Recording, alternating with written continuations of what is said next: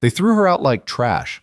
On her sister's wedding day, 60 hours without sleep, hands bleeding into buttercream, a 5-tier masterpiece that would make grown men weep. And when the applause came, her sister took the bow. When the guests raised their glasses, her father handed Lena an eviction notice in front of everyone, like she was dirt under his shoe. But here's the thing about invisible daughters. When they finally break, they don't just walk away. They burn the whole damn house down. Stick around, you're going to want to see how this ends. Drop a comment with your city. Let's see how far Lena's story travels. And hit that like button. Trust me, you won't regret it. The kitchen smelled like vanilla and exhaustion. Lena's hands moved on autopilot, piping delicate roses onto the 5th tier of the wedding cake. Her fingers trembled, not from nerves, but from the kind of fatigue that makes your bones feel hollow. 60 hours. No sleep.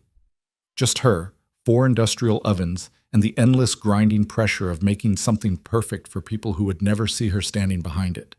She stepped back, squinting under the fluorescent lights. The cake was ridiculous.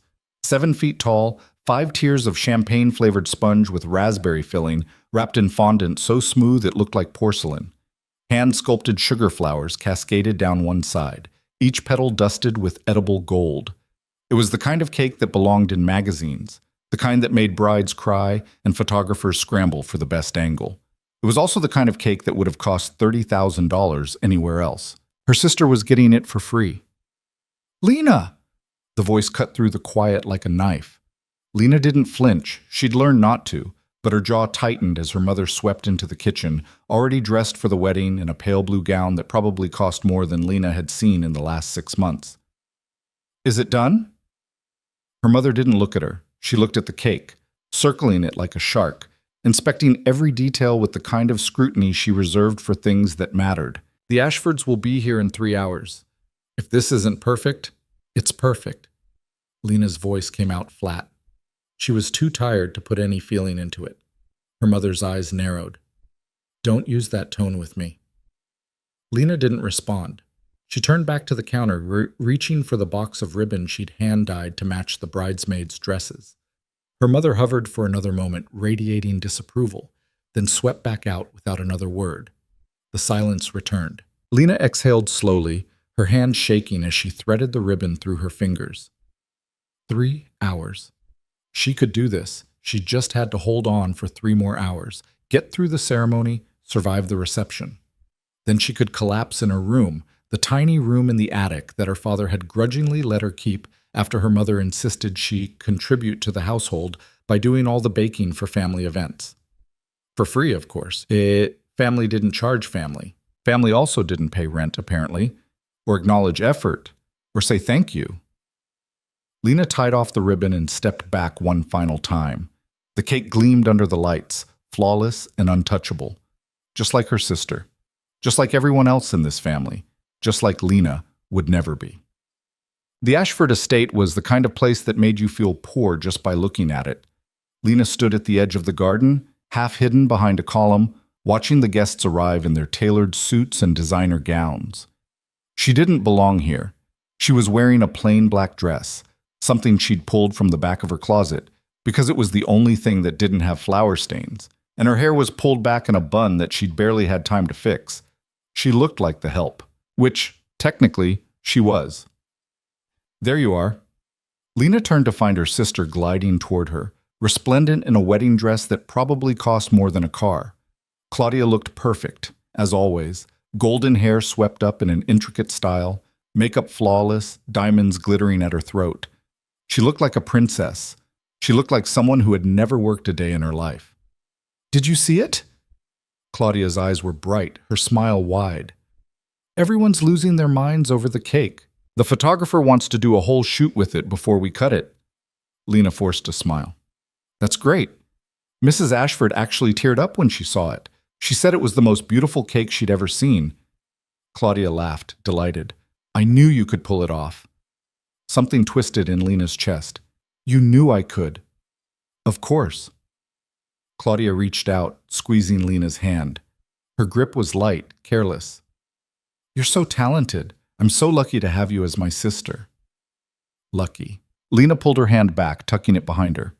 "I should get back to the kitchen. Make sure everything's ready for... Oh, don't worry about that. The caterers have it covered. Claudia waved a hand, dismissive. You should come sit with the family. Enjoy the ceremony. Lena almost laughed. I'm fine. Suit yourself. Claudia's attention was already drifting, her eyes scanning the crowd for someone more important to talk to. She started to turn away, then paused, glancing back. Oh, and Lena? Try to smile a little. You look miserable. She floated off, trailing perfume and easy confidence. Lena stood there, rooted to the spot, her nails digging into her palms. The garden was full of people laughing, drinking champagne, celebrating a love story that had been orchestrated and funded by their father's money and their mother's social climbing. Somewhere in the crowd, a string quartet was playing. The air smelled like roses and wealth, and Lena wanted to scream. Instead, she turned and walked back toward the kitchen. What? The ceremony was unbearable.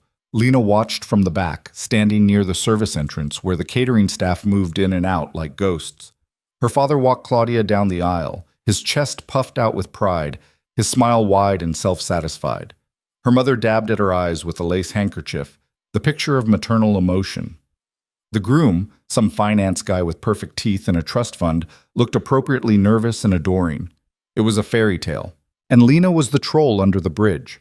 When it was over, the guests moved to the reception hall, a massive tent strung with lights, filled with round tables draped in silk and centerpieces that probably cost more than Lena's entire wardrobe. The cake sat at the center of it all, spotlighted like a work of art. Lena's work of art. She found a seat at the far edge of the room, at a table filled with distant cousins who barely acknowledged her. That was fine. She didn't want to talk to anyone anyway. She just wanted to get through this, get home, and sleep for 3 days straight. The speeches started. The best man cracked jokes. The maid of honor cried. Claudia and her new husband looked at each other like they'd invented love. And then her father stood up. Thomas Hartwell was a big man, the kind who took up space just by existing.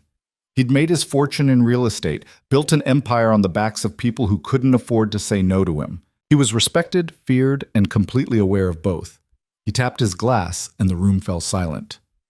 I want to thank everyone for being here today, he began, his voice booming. Seeing my daughter marry such a fine young man is one of the proudest moments of my life. Applause. Lena stared at her water glass. Claudia has always been special, her father continued. Talented, beautiful, driven, she's everything a father could hope for. More applause. Lena's chest tightened. And of course, I have to give credit where credit is due. Her father gestured toward the cake. That masterpiece you see behind me? That's all Claudia. She spent weeks planning it, working with the best bakers in the city to bring her vision to life. Lena's head snapped up. No. She's got an incredible eye for detail, her father went on, beaming. Just look at those flowers, each one handcrafted. That's my girl. The room erupted in applause. Claudia stood, waving, soaking in the praise like sunlight. She blew a kiss toward the cake, then toward her father. Lena couldn't breathe. Weeks planning it. Best bakers in the city, her vision. 60 hours. Bleeding hands, Lena's vision. She stood abruptly, her chair scraping against the floor. A few people glanced her way, but most were still clapping, still focused on Claudia's radiant smile. Lena pushed through the crowd, her pulse pounding in her ears, her vision blurring at the edges. She made it to the hallway outside the tent before her knees gave out. She was still sitting on the floor, back against the wall, when her father found her. Lena. His voice was sharp. What the hell are you doing out here? She looked up at him, and for a moment she almost told him, almost said, that was my cake. I made it. I spent 60 hours on it, and you just let Claudia take credit like it was nothing. But she didn't, because she knew what he'd say. Don't be dramatic. You're part of the family. We all contribute. Stop making everything about you. So instead she said, I needed some air. Her father's expression hardened. Get up. You're embarrassing yourself. Lena stayed where she was. I'm fine here. I said, get up. Something in her snapped. No. Her father blinked like he wasn't sure he'd heard her correctly. Excuse me? I said no. Lena pushed herself to her feet, her legs unsteady but her voice stronger. I'm not going back in there. His face darkened. You're going to walk back into that reception, sit down, and stop acting like the child. Or what? The words came out before she could stop them. You'll kick me out. Oh, wait, you're already doing that. His jaw tightened. We talked about this. You talked. I listened, like always. Lena's voice cracked, but she didn't stop. You told me I had 2 weeks to find a new place. You handed me an eviction notice like I'm some tenant you're tired of dealing with. You're 26 years old, Lena. You should have your own place by now. I've been working for you for free for the last 3 years. The words exploded out of her. Every family event, every dinner party, every wedding. I've made every single dessert, every cake, every centerpiece. I've saved you thousands of dollars, and you've never paid me a cent. You had a roof over your head. I had a room in the attic that you gave me because Mom didn't want me underfoot. Lena was shaking now, years of buried rage clawing its way to the surface. I had a family that treats me like I'm invisible unless they need something. And now you're throwing me out because I'm not useful enough anymore. Her father's face was stone. You're being dramatic. I made that cake. Her voice dropped, cold and steady. I spent 60 hours making that cake. I didn't sleep. I didn't eat. I poured everything I had into it, and you stood up in front of everyone and gave Claudia the credit. Claudia's the bride. Claudia didn't even know what fondant was until I explained it to her. Lena's voice rose again. She picked the flavor. That's it. I did everything else. And you let her take the credit like it was nothing. Her father stared at her for a long moment. Then he reached into his jacket pocket and pulled out an envelope. Here. He held it out to her. Since you're so concerned about fairness. Lena took it, her hands numb. She opened the envelope. Inside was a check, $500. She stared at it, her brain struggling to process what she was seeing. $500 for 60 hours of work, for a cake worth $30,000. That should cover your time, her father said. Now get out of my sight. You're ruining your sister's wedding. Lena looked up at him, at this man who was supposed to be her father, who was supposed to protect her, love her, see her. And she realized he never had. You know what? She tore the check in half, then in half again. She let the pieces fall to the floor between them. Keep it. Her father's face turned red. Lena, I'm done. She stepped back, her voice shaking but her resolve solid. I'm done being invisible. I'm done being your free labor. I'm done pretending this is a family. If you walk away now, don't come back. Lena almost laughed. I won't. She turned and walked down the hallway, her heart hammering, her hands shaking. Behind her, she heard her father call her name, but she didn't stop. She pushed through the doors, past the guests still milling around the garden, past the valets and the photographers and the perfect glittering lie of it all. She made it to the street before the tears came. Lena didn't know where she was going. She walked for what felt like hours, her feet aching in the cheap heels she'd worn, her thin dress doing nothing against the evening chill.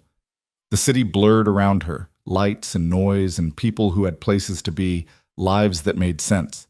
She ended up on a bench near the river, staring at the water, her phone clutched in her hand. 2 weeks. She had 2 weeks to find a place, pack up her life, and figure out what the hell she was going to do. She had some savings, not much, barely enough to cover a security deposit, but no job, no references, no plan. She pulled up her contacts, scrolling through the short list. A few old classmates she hadn't talked to in years. A cousin who lived 3 states away. No one she could call. No one who would care. And then she saw it. Victor Hale. She stared at the name, her thumb hovering over it. She'd met him exactly once, 6 months ago, at some charity gala her father had dragged her to. She'd been serving drinks, because of course she had, and he'd been standing at the bar, watching the room with the kind of detached amusement that came from knowing you were the most dangerous person in it. Victor Hale was a name people whispered. A businessman, they called him, though everyone knew his empire was built on things that happened in shadows. He owned half the city, controlled the other half, and didn't bother pretending otherwise. He'd asked for a bourbon. Lena had poured it, and then he'd said, "You don't belong here." She'd looked up, startled. He was watching her with dark eyes that seemed to see straight through her. "Excuse me?" "You." He gestured with his glass. You're smart, you're capable, and you're wasting your time playing servant for people who don't deserve you. Lena had stared at him, speechless. He'd pulled out a business card, sliding it across the bar. If you ever get tired of being invisible, call me. She'd taken the card, more out of shock than anything else. And then he'd walked away, disappearing into the crowd. She'd kept the card. She didn't know why. And now, sitting on a bench with nowhere to go and no one to call, she pulled it out of her wallet. It was simple. Black with silver lettering. Just a name and a number. Victor Hale. She stared at it for a long time, her heart pounding. This was insane. She didn't know him, didn't know what he wanted or why he'd given her that card. Calling him could be the worst decision of her life. But then again, what did she have to lose? Her hands shook as she dialed the number. It rang once, twice. On the third ring, he picked up. Lena Hartwell. His voice was low, smooth, faintly amused. I was wondering when you'd call. She opened her mouth, but no sound came out. Her throat was tight, her chest heaving. Where are you? He asked. She swallowed hard. I don't know. By the river. Stay there. His tone shifted. All business now. I'll come to you. You don't have to. I said stay there. He hung up. Lena sat there, clutching the phone, her mind spinning. What the hell had she just done? 20 minutes later, a black car pulled up to the curb. Lena stood slowly, her legs stiff, as the back door opened and Victor Hale stepped out. He looked exactly as she remembered. Tall, broad-shouldered, dressed in a dark suit that probably cost more than her entire life. His hair was black, streaked with silver at the temples, and his eyes were sharp, assessing. He looked at her for a long moment, taking in her tear-streaked face, her rumpled dress, the exhaustion radiating off her in waves. Get in the car, he said. Lena hesitated. You called me because you had nowhere else to go. His voice was calm, matter of fact. So get in the car, and we'll figure out what comes next. She stared at him, every instinct screaming that this was a bad idea. But he was right. She had nowhere else to go. So she got in the car. They drove in silence. Lena sat in the back seat, staring out the window, her hands folded in her lap. Victor sat beside her, his expression unreadable. The driver, a quiet man with scarred knuckles, navigated through the city streets without a word. Where are we going? Lena finally asked. Somewhere safe. Victor glanced at her. You hungry? She almost laughed. I haven't eaten in 2 days. He pulled out his phone, typing something quickly. We'll fix that. They pulled up in front of a restaurant, upscale, dimly lit, the kind of place where you needed a reservation months in advance. Victor stepped out, then offered her his hand. Lena took it, her fingers cold against his. Inside, they were led to a private room in the back. The table was already set, candles flickering, wine poured. Victor dismissed the host with a nod and pulled out a chair for her. Lena sat, feeling like she'd stepped into someone else's life. Talk, Victor said, settling into his own chair. About what? Whatever you want. He leaned back, studying her. But start with why you called me. Lena exhaled slowly, and then, haltingly at first, she told him about the cake, about her father's speech, about the eviction notice and the torn check, and the years of being invisible. Victor listened without interrupting. When she finished, he was quiet for a long moment. Your father's a fool, he said finally. Lena blinked. What? He had someone talented, loyal, and willing to work herself to death for him, and he threw her away. Victor's eyes were dark. That's not just cruel, it's stupid. Something in Lena's chest loosened. I don't know what to do now. What do you want to do? She stared at him. No one had ever asked her that before. Her voice caught. I want to build something that's mine, something they can't take credit for, something that proves I'm not nothing. Victor smiled. A slow, dangerous smile. Then let's build it. I don't have money. I don't have a space.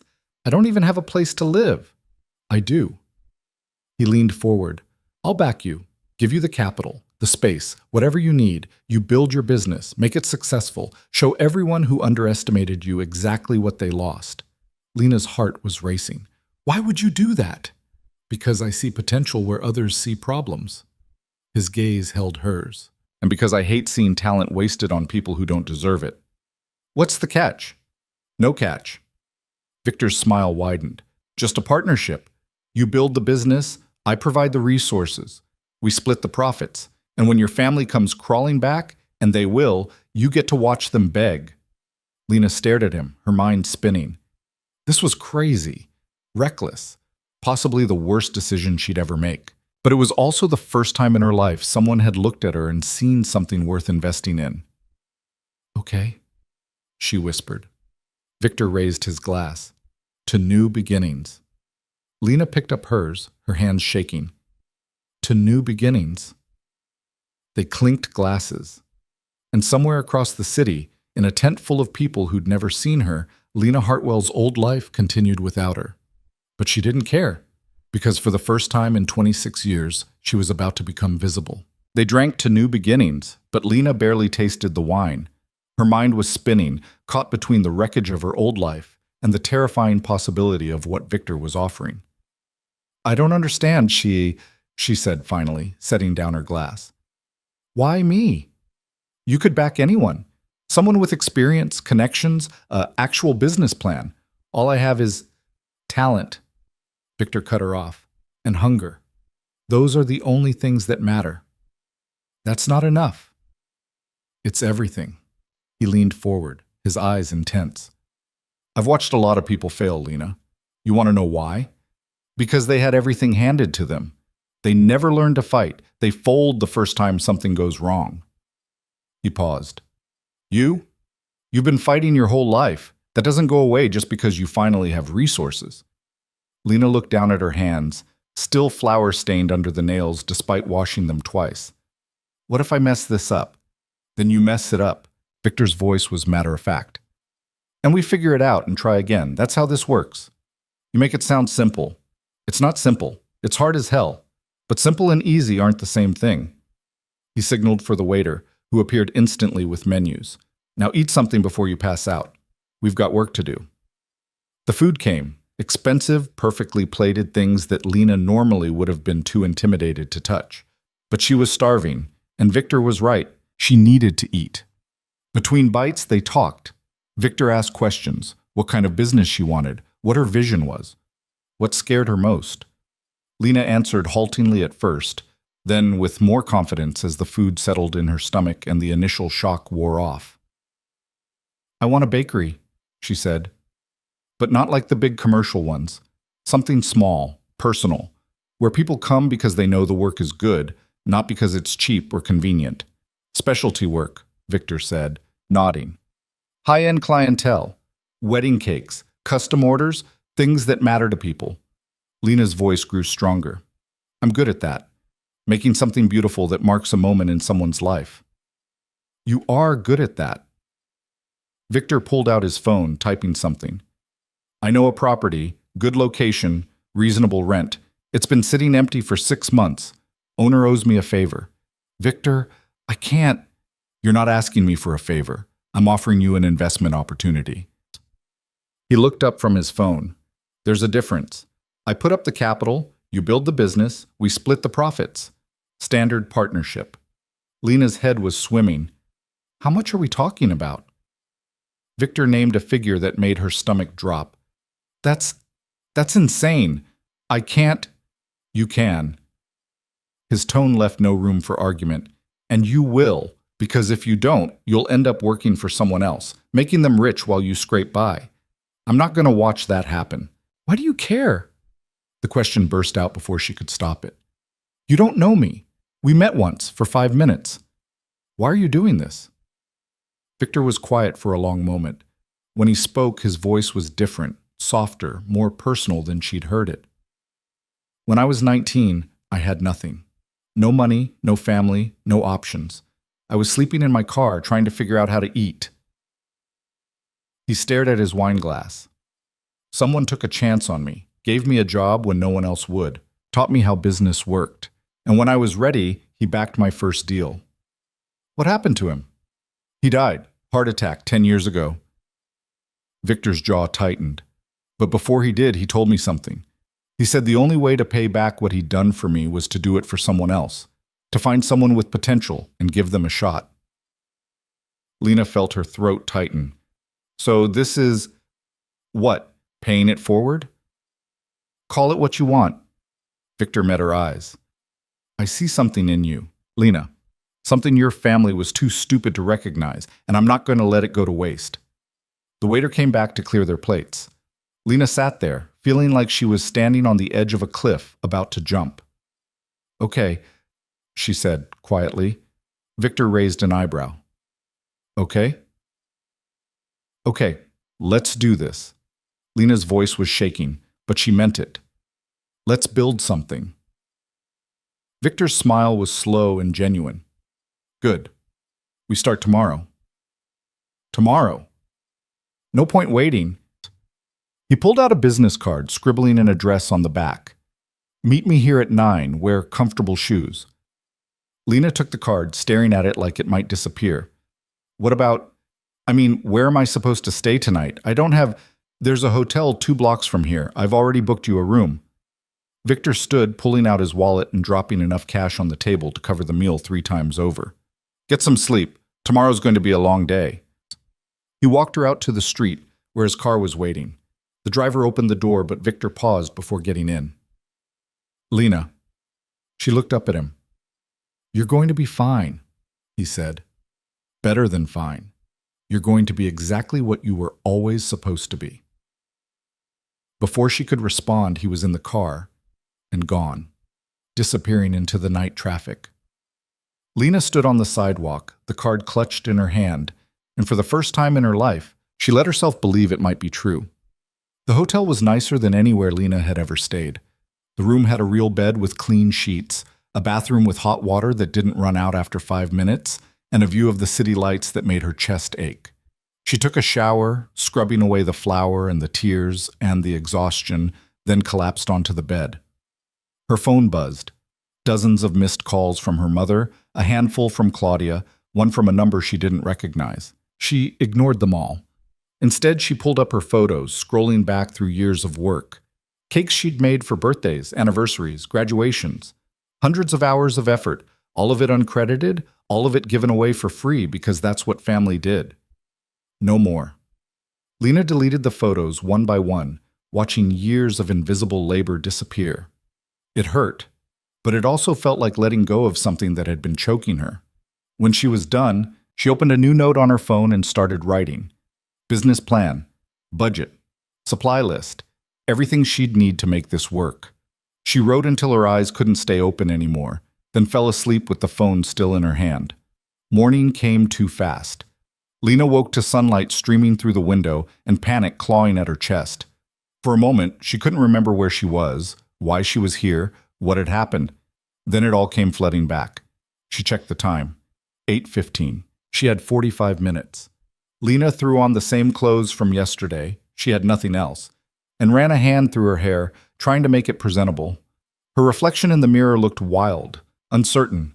She looked like someone who'd just blown up her entire life on a gamble, which was exactly what she'd done. The address Victor had given her was in the commercial district, a 20-minute walk from the hotel. Lena arrived at 8:50, breathless and sweating despite the cool morning air.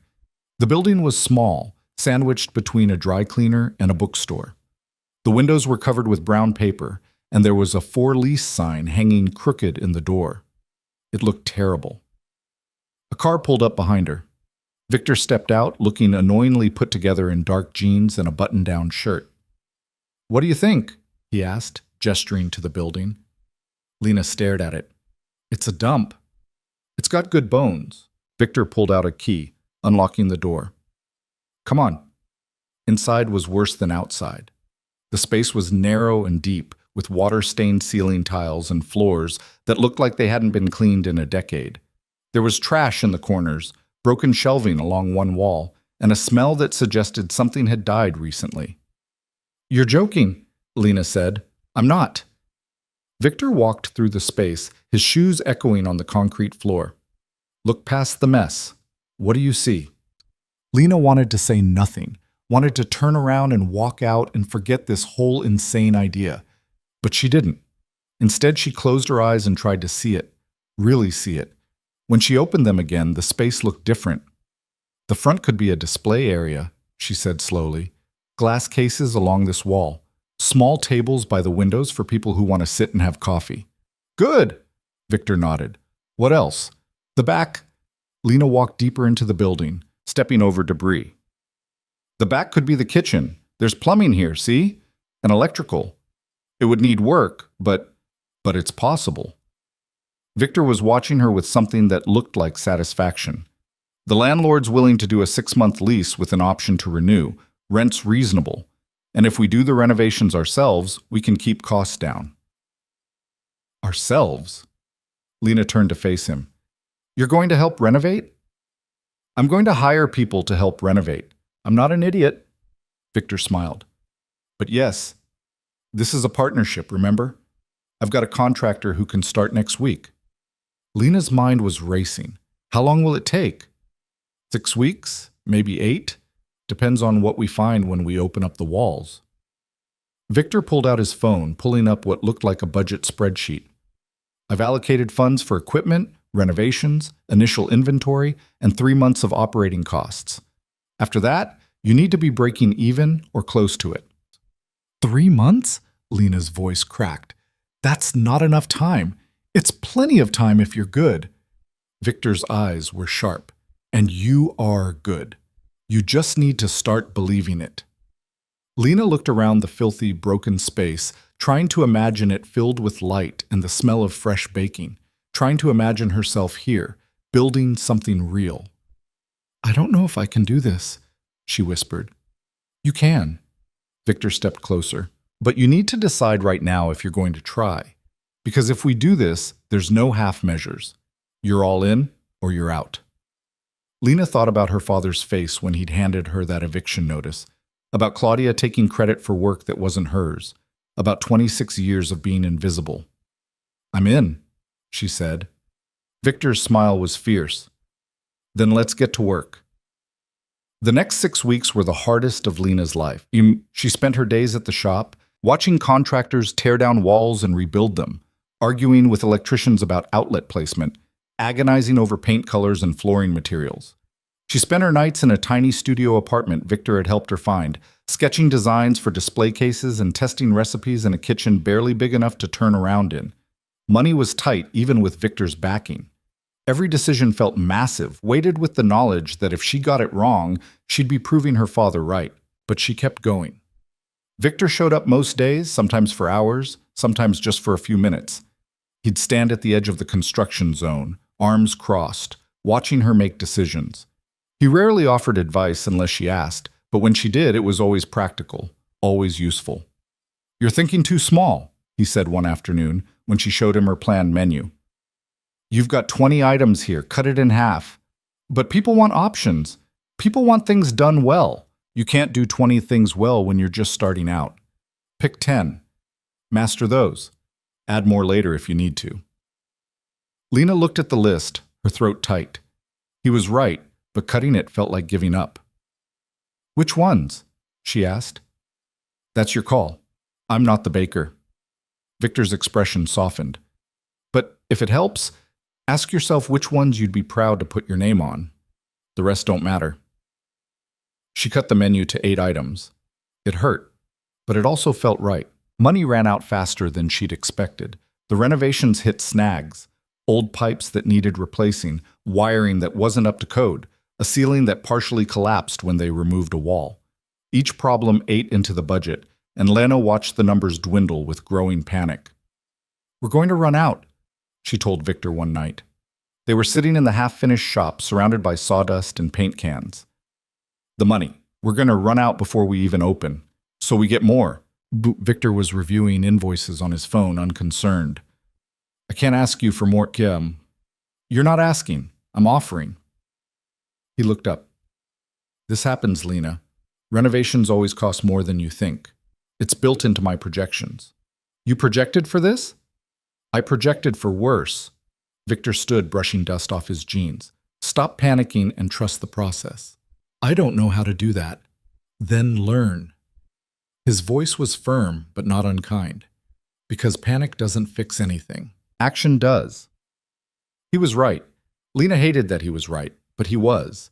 She focused on what she could control, finalized the equipment orders, hired a part-time assistant, a recent culinary school graduate named Maya, who was willing to work for cheap in exchange for experience, designed the logo and the signage and the packaging for takeaway orders. Every decision felt huge. Every choice felt like it could sink her, but slowly the shop started to take shape. The walls were painted a soft cream color. The floors were redone in warm wood. The display cases arrived, glass and chrome, exactly what Lena had envisioned. The kitchen equipment was installed piece by piece until the back room looked like a real professional workspace. And then, finally, it was done. Lena stood in the empty shop the night before the opening, looking at what she'd built. It was small, nothing like the massive bakeries in the fancy part of town, but it was hers, every inch of it. Her phone rang. Her mother. Lena answered without thinking. "You need to come home," her mother said without preamble. "Your father is willing to forgive you if you apologize." Lena felt something cold settle in her chest. "I don't want his forgiveness." "Don't be childish. You've made your point. Now come home and stop this nonsense." "This isn't nonsense." Lena's voice was steady. "This is my business. I'm opening tomorrow." Her mother laughed. It wasn't a kind sound. "You think running a bakery is going to work? You'll be bankrupt in 6 months." "Maybe." Lena looked around the shop. "But it'll be my failure, not yours." "You're being selfish." "I'm being free." Lena's voice hardened. "And I'm done with this conversation." She hung up. Her hands were shaking, but she felt lighter than she had in weeks. Victor showed up an hour later, carrying a bottle of champagne.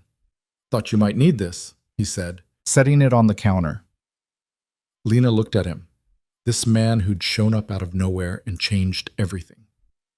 "Thank you for all of this. Thank me when we're profitable." But he was smiling.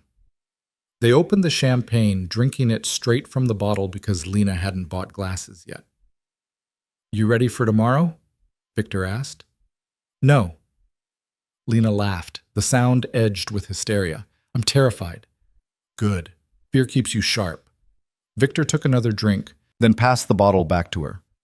"But for what it's worth, I think you're going to crush it." "You have a lot of faith in someone you barely know." "I know enough." Victor's eyes were serious. "I know you spent 60 hours making a cake that someone else took credit for. I know you walked away from your entire family rather than stay invisible. I know you've worked harder in the last 6 weeks than most people work in a year." He paused. "That's all I need to know." Lena felt tears prick at her eyes. "What if I let you down?" "You won't." His certainty was absolute. "But even if you did, we'd figure it out. That's what partners do." Partners. The word settled into Lena's chest, warm and solid. "I'm glad you showed up that night," she said quietly. Victor's smile was soft. "So am I." They finished the champagne sitting on the floor of the empty shop, talking about nothing and everything. When Lena finally stumbled back to her apartment at 2 in the morning, she felt something she hadn't felt in a long time. Hope. The opening was chaos. Lena had printed flyers, posted on social media, even managed to get a small write-up in a local food blog. She'd expected maybe a dozen people to show up. There were 50. The line stretched out the door by 9 a.m., and Lena and Maya scrambled to keep up. The register kept jamming. The espresso machine broke down twice. Lena burned a batch of croissants because she was too distracted by customers asking questions. But people bought things. They bought a lot of things. By noon, half the display cases were empty. By 2, they were out of almost everything. "We need to make more," Maya said, her eyes wide. "We don't have time. We have to try." Maya was already pulling out ingredients. "We can't turn people away." So they worked. Lena mixed and baked and decorated while Maya handled the front, and somehow they made it work. It wasn't perfect. Orders got mixed up. Customers had to wait longer than they should have, but no one seemed to mind. At closing time, Lena collapsed against the counter exhausted and exhilarated. "We did it," Maya said, grinning. "We did." Lena looked at the cash register, at the receipts piled beside it. "We actually did it." Victor showed up just as they were locking up. "How'd it go, he asked. Lena handed him the day's receipts without a word. He scanned them, his eyebrows rising. "This is good?" Lena's voice was tentative. "This is better than good." Victor looked up, something like pride in his eyes. "This is excellent. If you can maintain even half of this, you'll be profitable in 2 months." Lena felt tears spring to her eyes. "Really? Really?" Victor pulled her into a hug, and Lena let herself collapse against him, shaking with relief and exhaustion. "Thank you," she whispered into his shirt. "You did this." His voice was firm. "Not me. You." Lena pulled back, wiping at her eyes. "We did this." Victor smiled. "Yeah, we did." The first week was brutal. Lena worked 16-hour days, barely sleeping, barely eating. Her hands were covered in burns and cuts. Her feet ached constantly, but the customers kept coming. Word spread. The food blogger came back and wrote a glowing review. A local magazine mentioned them in a roundup of new businesses. Someone posted a photo of one of Lena's cakes on social media, and it went semi-viral. Orders started coming in. Birthday cakes, anniversary cakes, a wedding cake for a couple who'd seen Lena's work online. Lena worked until her vision blurred, until she couldn't remember what day it was. Maya helped as much as she could, but there was only so much one person could do. "You need to slow down," Victor said one night, finding her in the kitchen at midnight. "I can't. I have 3 orders due tomorrow." "Then you need to hire more help." Victor took the piping bag out of her hand. "You're going to burn out." "I'm fine." "You're not fine. You're running on fumes." His voice was gentle but firm. "Lena, this is supposed to be sustainable. You can't keep working like this. If I stop, everything falls apart. If you collapse, everything falls apart anyway." Victor guided her to a chair. "Sit. I'm serious." Lena sat, too tired to argue. "I'll hire another assistant," Victor said. "Someone with experience. You train them, delegate the work you can, and focus on the things only you can do." "That costs money." "We have money. The shop's profitable." Victor crouched in front of her. "Let me help you, Lena. That's what I'm here for." Lena looked at him, at this man who kept showing up, kept supporting her, kept believing in her even when she couldn't believe in herself. "Okay," she whispered. "Okay." He hired 2 more assistants within the week. The workload eased. Lena still worked long hours, but she could breathe again, and the business kept growing. 3 months after opening, Lena was featured in Metropolitan Living. 6 months after that, she had a waiting list for custom orders. A year in, she was turning away business because she couldn't keep up with demand. Her father called once. She didn't answer. Her mother sent a card. Lena threw it away without reading it. Claudia showed up at the shop one random Tuesday, looking lost. "Can we talk?" she asked. Lena wanted to say no, wanted to tell her to leave and never come back. But she didn't. 5 minutes, she said. They sat at one of the small tables by the window. Claudia looked thinner than Lena remembered, more fragile. "I'm sorry," Claudia said. "For everything, for the cake, for not defending you, for all of it." Lena didn't respond. "You were right to leave," Claudia continued, her voice breaking. "I wish I had the guts to do the same. You still can." Claudia shook her head. "It's not that simple for me." "It wasn't simple for me either." Lena's voice was cold, but I did it anyway. They sat in silence for a moment. "I'm proud of you," Claudia said quietly. "For what it's worth." Lena looked at her sister, this person who'd had everything Lena had ever wanted and felt. Nothing. No anger, no resentment, just a kind of sad distance. "Thanks," she said, "but I don't need your approval anymore." Claudia nodded, tears streaming down her face. "I know." She left after that. Lena watched her go and felt the last thread connecting her to her old life snap. She was free. That night, Victor took her to dinner, a real dinner, at a restaurant with tablecloths and wine that didn't come from a bottle with a screw cap. "What's the occasion?" Lena asked. "1 year." Victor raised his glass. "You made it." Lena clinked her glass against his. "We made it. You still giving me credit for your work?" Victor's smile was teasing. "Always." Lena took a sip of wine. "I wouldn't be here without you. You'd be here. Maybe it would have taken longer, but you'd have found a way." Victor's expression grew serious. "You're stronger than you think, Lena." "I'm starting to believe that." "Good." He reached across the table, taking her hand. "Because it's true." Lena looked at him, at this unexpected anchor in her life, and felt something shift in her chest. "Victor, I know," he said quietly. "Me too." They didn't define it, didn't label it, but something had changed between them, something that had been building for months. And Lena, for once in her life, wasn't afraid of it. She was ready. The first brick came through the window at 2 in the morning. Lena was in the kitchen, in her shop, the one she'd spent 3 months building from nothing when she heard the crash. Glass exploded across the floor, glittering under the work lights like scattered diamonds. She dropped the piping bag she'd been holding, her heart slamming against her ribs. For a moment, she just stood there, frozen, staring at the brick lying in the middle of her prep area, surrounded by shards of glass and the remnants of the lemon tart she'd been working on. Then she heard the voices outside. "That's what you get, you ungrateful bitch!"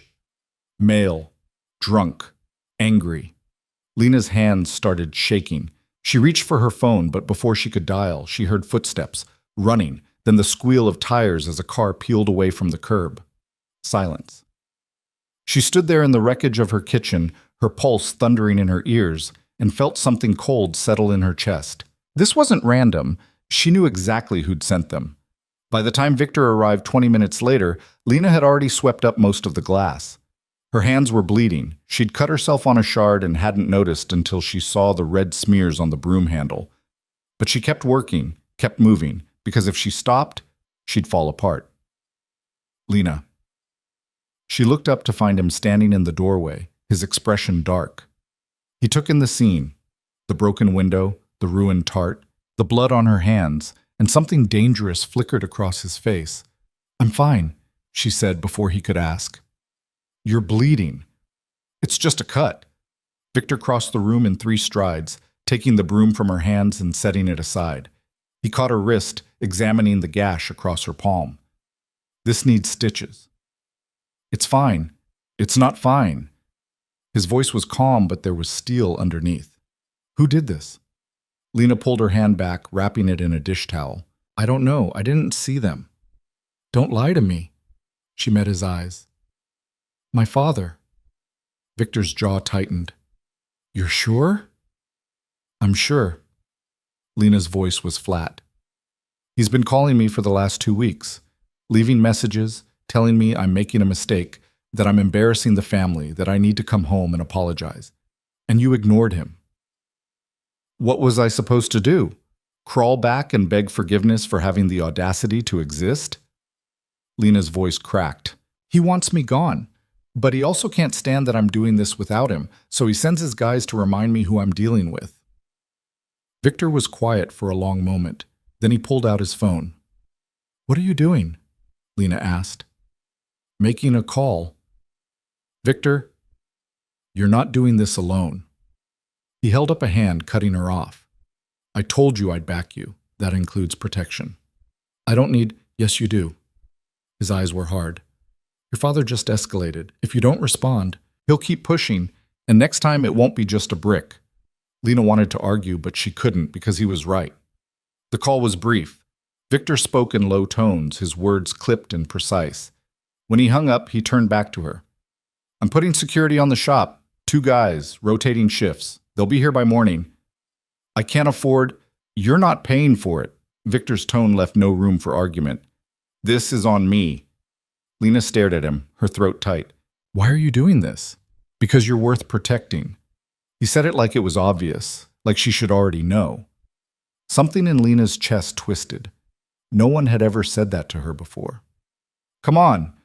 Victor gestured toward the door. "Let's get that hand looked at." "I have work." "It can wait." He picked up her coat, holding it out. Don't make me carry you out of here. Lena almost smiled despite everything. You wouldn't? Victor raised an eyebrow. She took the coat. The emergency room was nearly empty at 3 in the morning. Lena sat on a paper-covered exam table while a tired-looking doctor stitched up her palm, her mind still racing. Victor stood near the door, his phone in his hand, his expression unreadable. He'd been making calls for the last hour. To who? Lena didn't know and didn't ask. You're lucky, the doctor said, tying off the last stitch. Another inch and you would have hit a nerve. Lena looked down at her bandaged hand. Lucky. Right. Keep it dry for the next few days. Come back in a week to get the stitches out. The doctor scribbled something on a prescription pad, tearing it off and handing it to her. Antibiotics. Take them all, even if it feels better. Thanks. The doctor left. Lena sat there, staring at the white bandage wrapped around her palm, feeling the ache settle in deep. Ready? Victor asked. She nodded. They drove back to the shop in silence. The streets were empty, the city quiet. Lena leaned her head against the window, exhaustion pulling at her like a weight. You should go home, Victor said. Get some sleep. I don't have a home. The words came out before she could stop them. Victor glanced at her. You've been staying at the shop? There's a small office in the back. I've been sleeping there. Lena shrugged, trying to make it sound casual. It's not bad. There's a couch. How long? Since I opened. Victor's hands tightened on the steering wheel. 3 months. It's fine. I've got a hot plate and a bathroom. It's all I need. Lena, I'm fine. She turned to look at him. I know what you're going to say, but I don't want your pity. I don't want to owe you more than I already do. You don't owe me anything. I owe you everything. Her voice was quiet. The money, the space, the equipment, I wouldn't have any of this without you. Victor pulled the car over to the curb, putting it in park. He turned to face her, his expression serious. You built this, he said. I gave you capital. You did the work. You turned a failing storefront into a business that's booked solid for the next 2 months. You did that, not me. Lena's throat tightened. It doesn't feel like enough. It is. Victor's voice was firm. And your father knows it. That's why he's trying to tear you down. Because you proved him wrong. Lena looked away, her eyes burning. He's not going to stop. Neither are you. She almost laughed. You sound pretty sure about that. I am. Victor reached over, his hand covering hers, the unbandaged one. His grip was warm, solid. You walked away from everything. You started over with nothing. You built something real. That takes strength most people don't have. Or stupidity. Same thing sometimes. He smiled just a little. But you're not stupid, Lena. You're a fighter, and fighters don't quit just because someone throws a brick. Lena looked at him, at this man who'd shown up in her life like a storm and refused to leave, and felt something shift in her chest. Something that scared her more than her father's threats ever could. Thank you, she whispered. Victor's thumb brushed across her knuckles. Don't thank me yet. This is just the beginning. By morning, there were 2 men standing outside her shop. Lena arrived just after dawn, bleary-eyed and running on 3 hours of sleep, to find them waiting.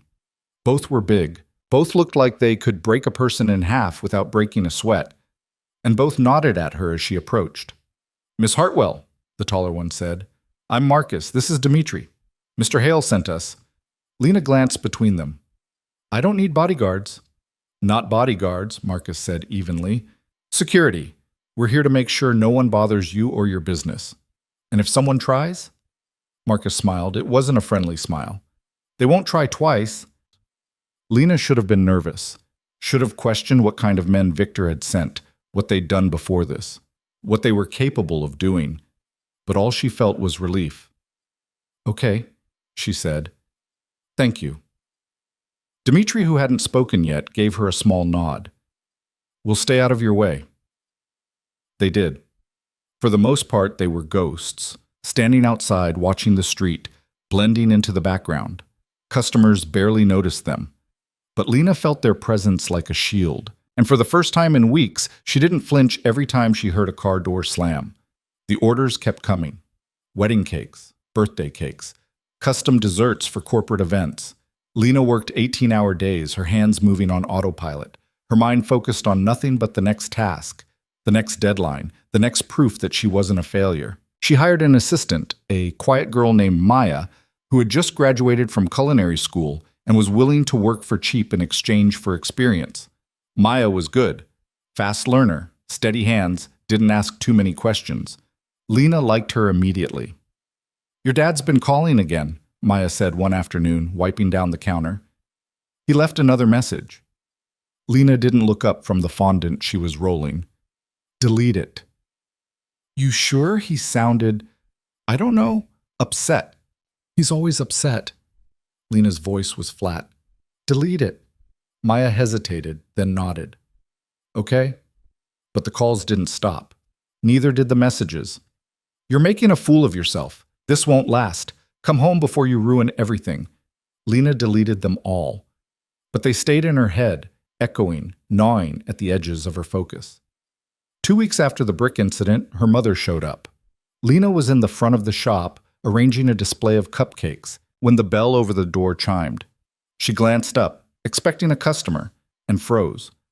Her mother stood in the doorway, dressed in a cream-colored suit, her hair perfectly styled, her expression carefully neutral. "Lena." Lena straightened slowly, her heart sinking. "What are you doing here?" "I came to talk." Her mother's voice was calm, measured. "May I come in?"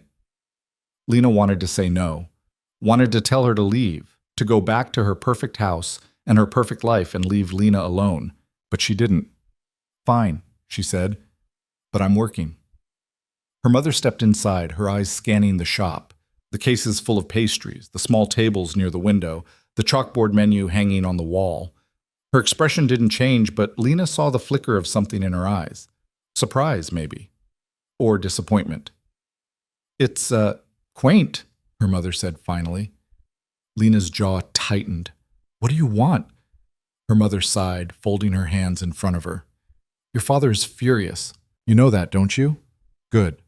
"Lena, what do you want me to say?" Lena set down the cupcake she'd been holding, turning to face her mother fully. "That I'm sorry, that I made a mistake? I'm not. And I didn't. You embarrassed him in front of everyone. He embarrassed me first." Lena's voice was cold. "He gave Claudia credit for my work. He kicked me out of the house. He sent people to vandalize my shop. So forgive me if I don't care about his feelings." Her mother's lips thinned. "You always were so dramatic. And you were always so blind." Lena crossed her arms. "Did you come here to defend him, or to actually talk to me?" Her mother hesitated. For a moment, Lena thought she saw something real in her eyes. Regret, maybe, or guilt. But then it was gone, replaced by the cool, composed mask she always wore. "He wants you to come home," her mother said. "He's willing to forgive you if you apologize." Lena laughed. It came out harsh, bitter. "Forgive me? For what? For having a spine? For being selfish?" Her mother's voice sharpened. "You left your family. You aligned yourself with a dangerous man. You're running a business that will fail within a year. It's not failing." Lena's voice cut through the air like a knife. "I'm booked solid for the next 3 months. I've had write-ups in 2 magazines. I'm making more money than I ever did working for free for you people." Her mother's expression flickered. "You can't sustain this. Watch me." They stared at each other, the silence heavy. "He won't let this go," her mother said quietly. "You know that. He'll keep pushing until you break. Then he doesn't know me as well as he thinks he does." Lena stepped closer, her eyes hard. "I'm not coming back. I'm not apologizing. And I'm not going to fail just to make him feel better about himself." Her mother's jaw tightened. "You're making a mistake." "Maybe, but it's my mistake to make." Lena moved to the door, opening it. "You should go." Her mother stood there for a moment, her composure cracking just slightly. Then she walked to the door, pausing in front of Lena. "He'll destroy you," she said softly. "If you keep this up, he'll make sure you lose everything." Lena met her eyes.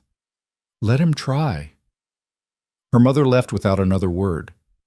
Lena stood in the doorway, watching her walk away, and felt something cold settle in her stomach. This wasn't over. The next attack came a week later. Lena was closing up for the night when Maya rushed in from the back, her face pale. "Lena, you need to see this." Lena followed her to the office, where her laptop sat open on the desk. On the screen was a review site, one of the big ones, the kind that could make or break a business.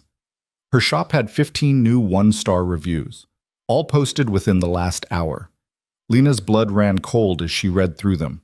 Terrible service, rude staff, overpriced garbage, found hair in my cake.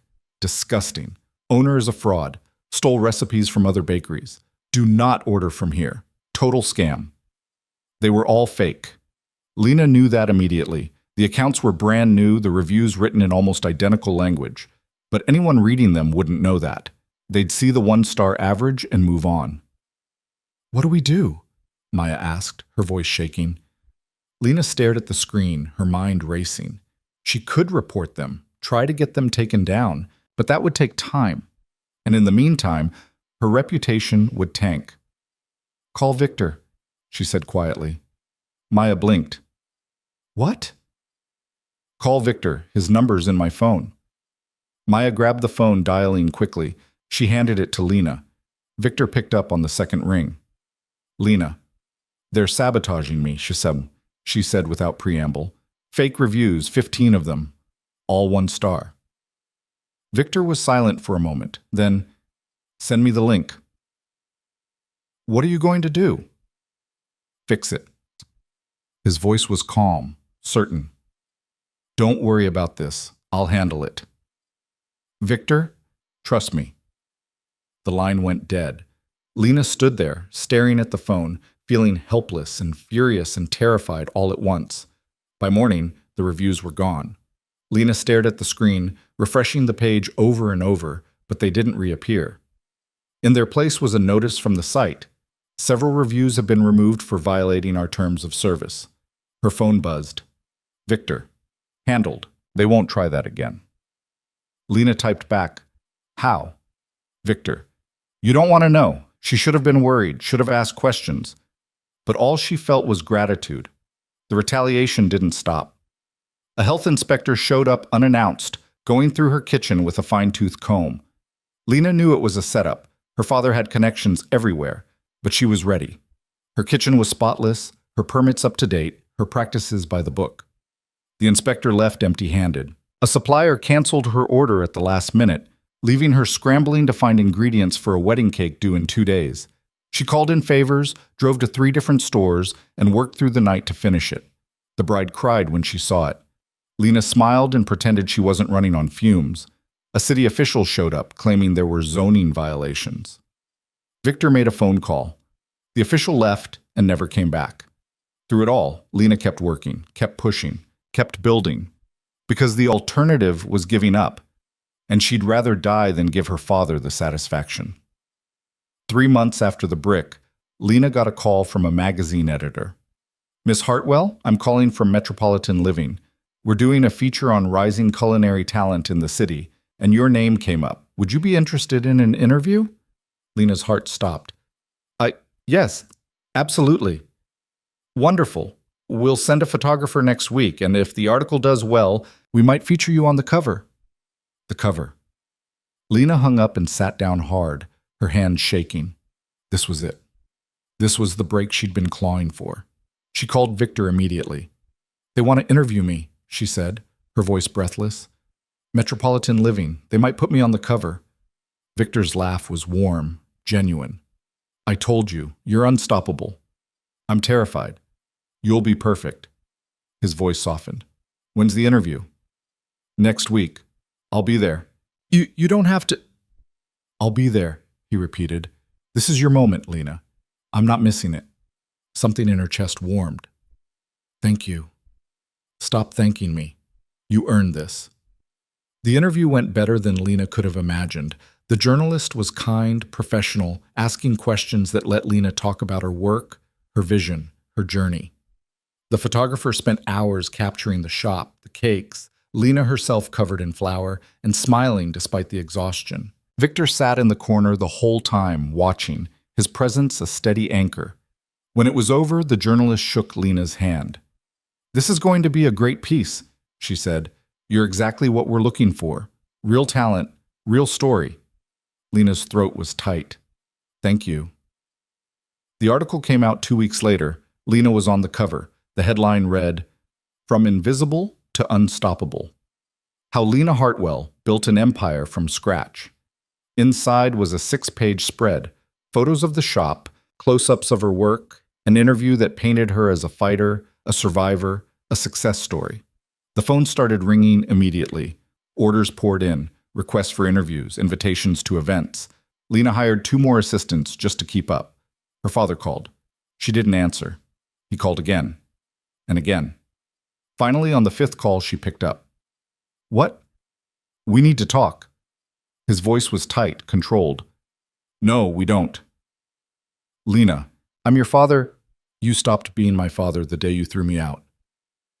Her voice was cold. "What do you want?" There was a long pause. "I want to apologize." Lena almost laughed. "You're joking. I'm serious." He sounded strained, like the words were being dragged out of him. "I was wrong. About you. About your business.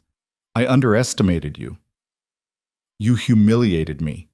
You tried to destroy me. And now you want to apologize because I'm successful?" Lena's voice rose.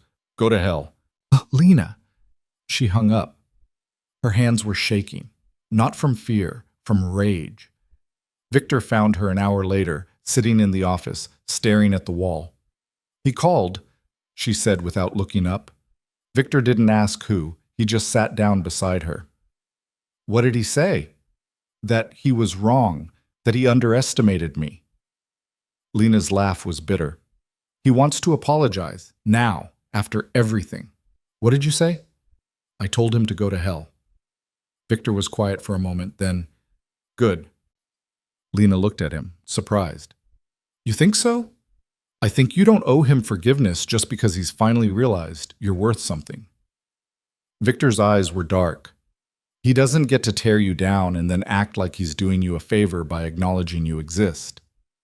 Lena's chest tightened. "I thought I'd feel better, hearing him apologize, but I just feel empty. That's because it's not real." Victor reached over, taking her hand. "He's not sorry for what he did. He's sorry he was wrong. There's a difference." Lena stared at their joined hands, her throat tight. "I don't know if I can ever forgive him." "Then don't." Victor's voice was firm. "You don't owe him that.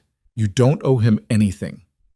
Lena looked up at him, at this man who'd shown her more kindness in 6 months than her family had in 26 years, and felt something crack open in her chest. "Why do you care?" she whispered. "Why do you keep showing up for me?" Victor's expression softened. "Because you're worth showing up for." The words hit her like a punch. "I don't understand you," she said, her voice breaking. "You're this powerful, terrifying person, and you're sitting here holding my hand and telling me I'm worth something. Why?" Victor was quiet for a long moment. Then he said, "Because I see you." Lena's breath caught. "I've spent my whole life invisible," she whispered. "Not to me." Victor's hand tightened around hers. "Never to me." And then, before she could think, before she could second guess, Lena leaned forward and kissed him.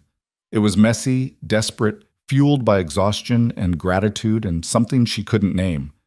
Victor froze for half a second, then kissed her back, his hand coming up to cup her face. When they pulled apart, Lena's heart was racing. "I'm sorry," she said quickly. "I shouldn't have." "Don't apologize." Victor's voice was rough. "Unless you didn't mean it." Lena stared at him, her chest heaving. "I meant it." His smile was slow, dangerous. "Good." And for the first time in months, Lena felt something other than fear. She felt alive. The kiss changed everything and nothing all at once. Lena threw herself into work the next day, trying not to think about the way Victor's hand had felt against her face, the way his voice had dropped when he'd said her name. She had orders to fill, deadlines to meet, a business to run. There was no time for whatever this was becoming between them. Except Victor kept showing up. Not in the obvious ways. He didn't hover, didn't crowd her space, but he was there. A text in the morning asking if she'd eaten. Coffee delivered to the shop around noon, always the way she liked it. His presence at the end of long days, sitting in the office while she finished up, not saying much, just being there. "You don't have to keep doing this," Lena said one evening, wiping down the counters while Victor sat at the small desk, reviewing something on his phone. "Doing what?" "This." She gestured vaguely. "Babysitting me." Victor looked up, one eyebrow raised. "Is that what you think I'm doing? Aren't you?" He set his phone down, leaning back in the chair. "I'm spending time with someone I care about. That's not babysitting." Lena's hand stilled on the counter. "Victor, you can pretend that kiss didn't happen if you want," he said, his voice even, "but I'm not going to." Her heart hammered against her ribs. "I'm not pretending it didn't happen. I don't know what it means." "It means whatever you want it to mean." Victor stood, crossing the small space between them. "But I'm not going anywhere, Lena, whether you kiss me again or not." She stared at him, her throat tight. "Why?" "Because you're worth staying for." He said it simply, like it was the most obvious thing in the world. Lena's chest ached. "I don't know how to do this. Any of this. The business is one thing, but you—" She broke off, shaking her head. "You're complicated." "So are you."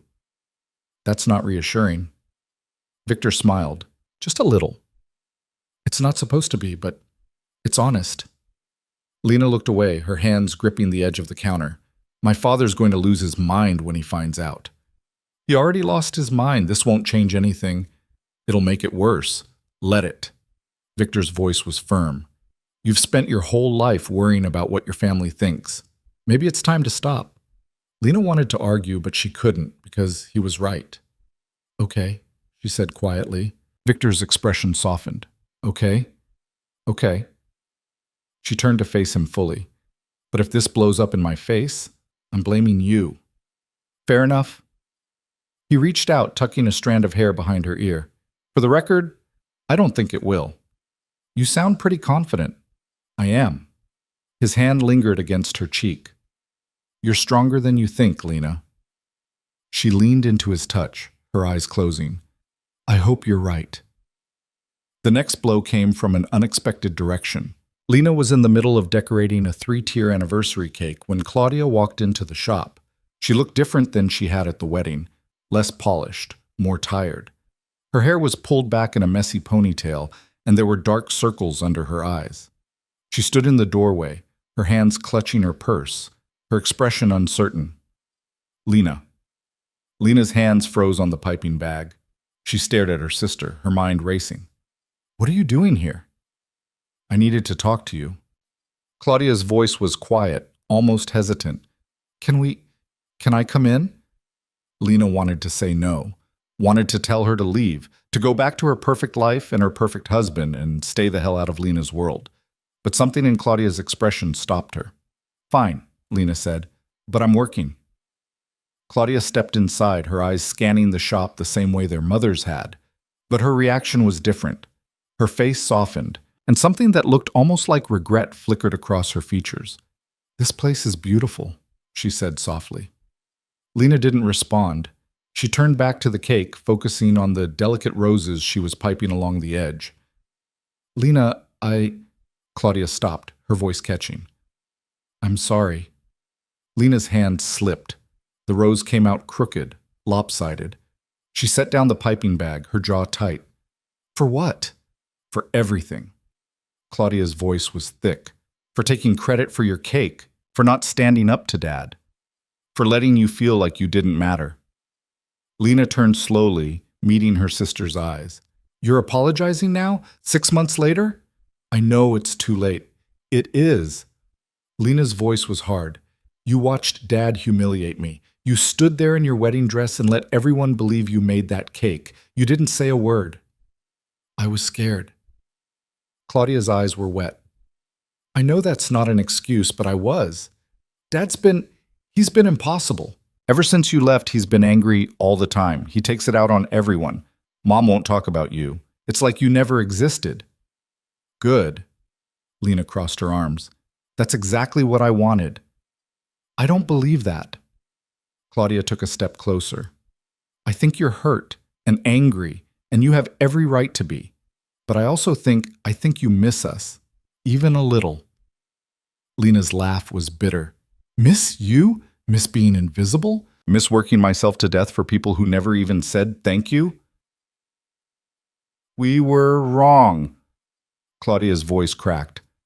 I was wrong. I should have defended you. I should have told everyone that cake was yours. I should have told Dad to go to hell when he kicked you out. But you didn't. No. Claudia wiped at her eyes. I didn't. Because I'm a coward. Because I've spent my whole life trying to be what Dad wants, and I didn't have the guts to stand up to him. Lena stared at her sister, this person who'd always had everything handed to her, who'd never had to fight for anything, and felt something twist in her chest. Why are you really here, Claudia? Claudia's face crumpled. Because I'm miserable. The words hung in the air. Lena blinked. What? I'm miserable. Claudia's voice was barely a whisper. My marriage is falling apart. My husband is never home.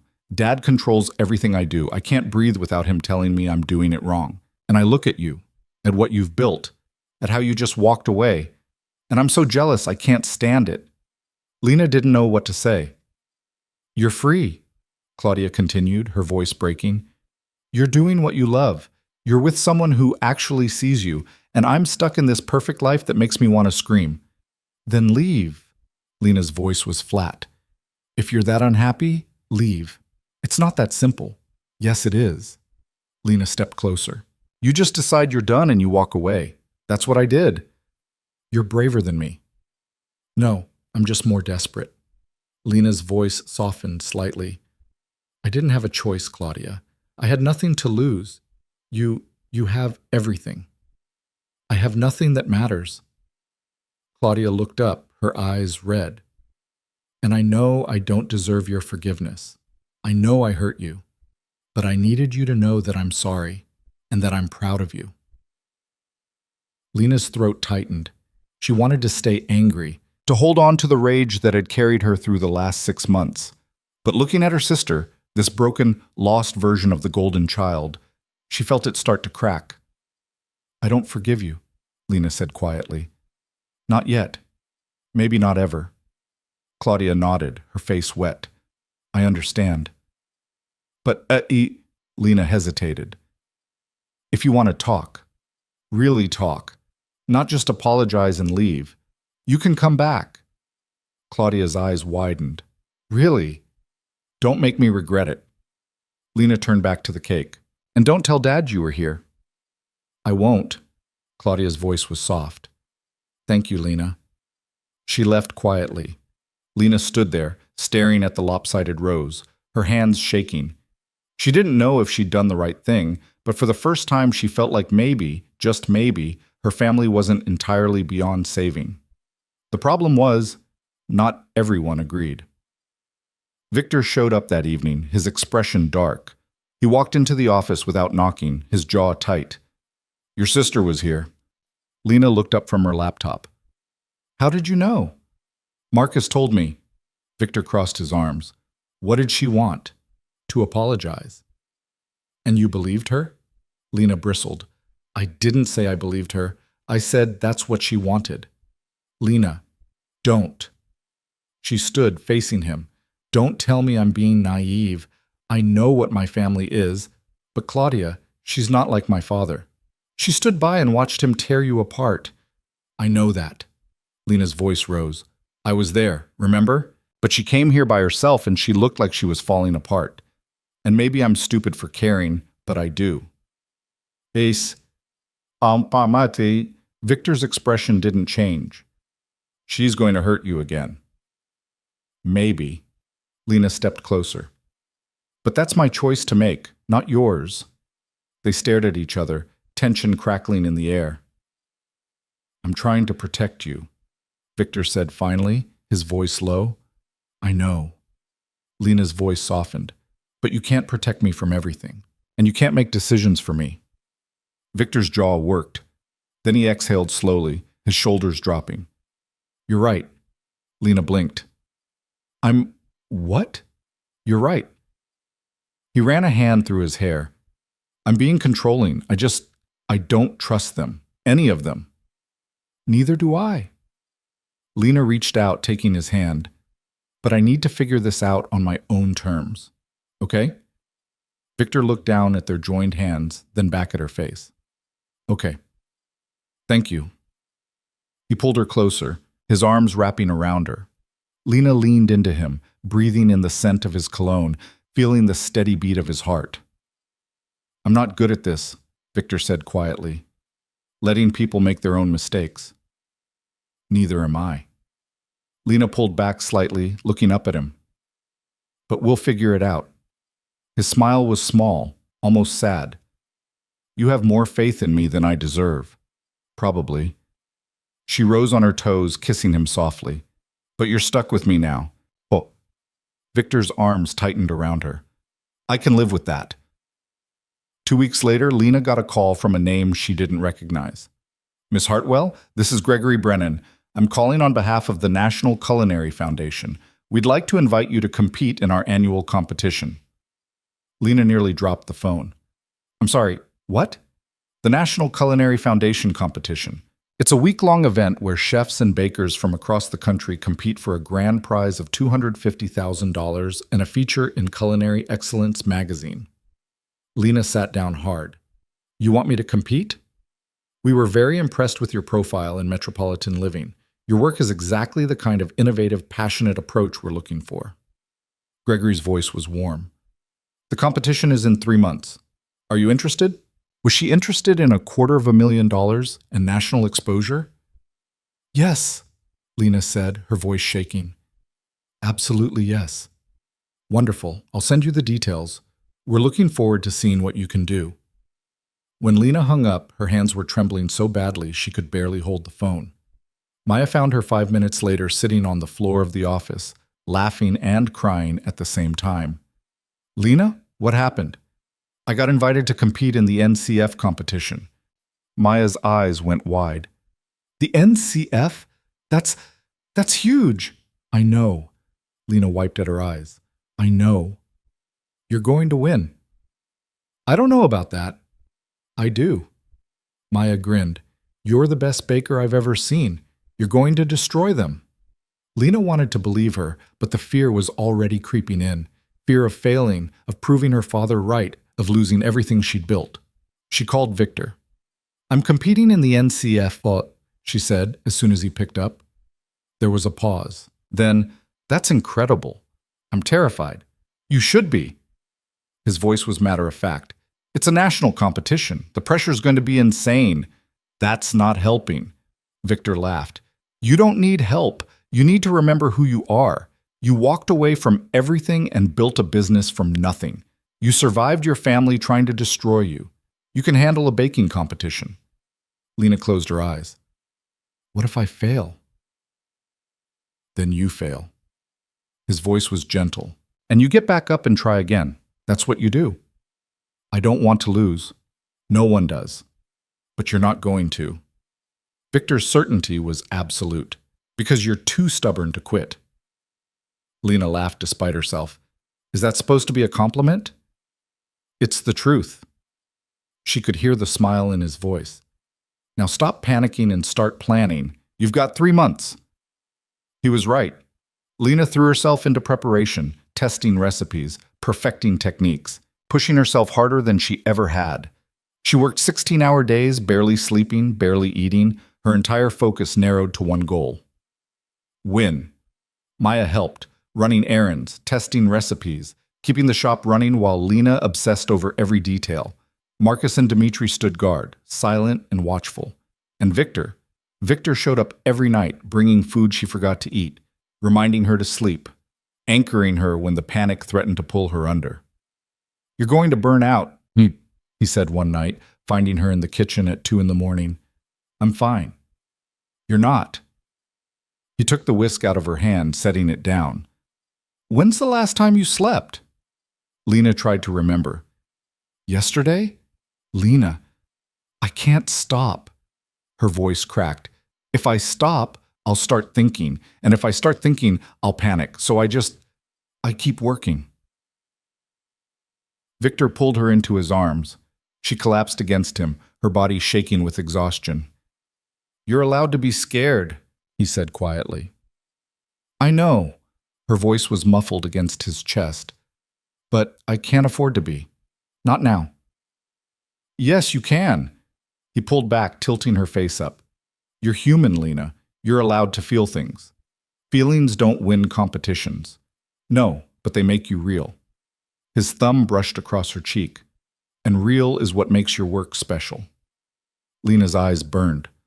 What if I'm not good enough? You are. His voice was fierce. And even if you don't win, you're still good enough, you hear me? She nodded, not trusting herself to speak. Come on. Victor guided her toward the door. You're going to sleep, in an actual bed, for at least 8 hours. I can't. You can. His tone left no room for argument, and you will, because if you collapse from exhaustion, you can't compete at all. He drove her to his place, a penthouse apartment that overlooked the city, all glass and steel and understated wealth. Lena was too tired to be impressed. She barely registered the massive windows, the sleek furniture, the view that probably cost more than her entire shop. Victor led her to the bedroom, pulling back the covers. Sleep, he said. Lena sat on the edge of the bed, her body heavy. Will you stay? He hesitated. Lena, please. She looked up at him. I don't want to be alone. Victor's expression softened. He kicked off his shoes and climbed into bed beside her, pulling her against him. Lena closed her eyes, feeling the warmth of his body, the steady rhythm of his breathing. For the first time in weeks, she felt safe. Thank you, she whispered. Victor's arms tightened around her. Always. The weeks blurred together. Lena practiced until her hands cramped, until she could pipe roses in her sleep, until every recipe was burned into her muscle memory. She fielded questions from journalists, posed for promotional photos, tried not to think about the fact that her father was probably watching all of it. Claudia came back to the shop twice more. They didn't talk about much, just small things, surface things. But it was something, a fragile thread connecting them, thin and uncertain, but there. And then, 2 days before Lena was supposed to leave for the competition, her father showed up. She was closing up, boxing the last of the day's orders, when she heard the door open behind her. We're closed, she said without turning around. I know. Lena's blood ran cold. She turned slowly. Her father stood in the doorway, looking older than she remembered. His suit was impeccable as always, his posture straight, but there was something in his face, something tired. What do you want? Lena's voice was flat. To talk. We don't have anything to talk about. I think we do. He stepped inside, his eyes scanning the shop. You've done well for yourself. No thanks to you. Her father's jaw tightened. I deserved that. You deserve a lot worse. Lena crossed her arms. Say what you came to say and leave. He was quiet for a long moment. Then, I was wrong. Lena stared at him. What? I was wrong. About you. About your talent. About... He broke off, his voice rough. About everything. You think that fixes it? Lena's voice rose. You think showing up here and saying you were wrong makes up for what you did? No. Her father's shoulders sagged. I know it doesn't, but I needed you to hear it. Why now? Because I'm successful? Because I'm about to compete on a national stage? Lena stepped closer. Where were you 6 months ago when I was sleeping on a couch and wondering if I'd have enough money to buy flour? I didn't know it. You didn't care. The words came out like bullets. You threw me out. You tried to ruin me. And now you want forgiveness because it turns out I'm not worthless after all? Her father flinched. That's not... Yes, it is. Lena's hands were shaking. You only see me now because I proved you wrong. But I was always worth seeing. I was always talented. I was always enough. You just couldn't be bothered to notice. Lena, get out. Her voice was cold. Get out of my shop and don't come back. Her father stood there, his face pale. Then he nodded once, turned, and walked out.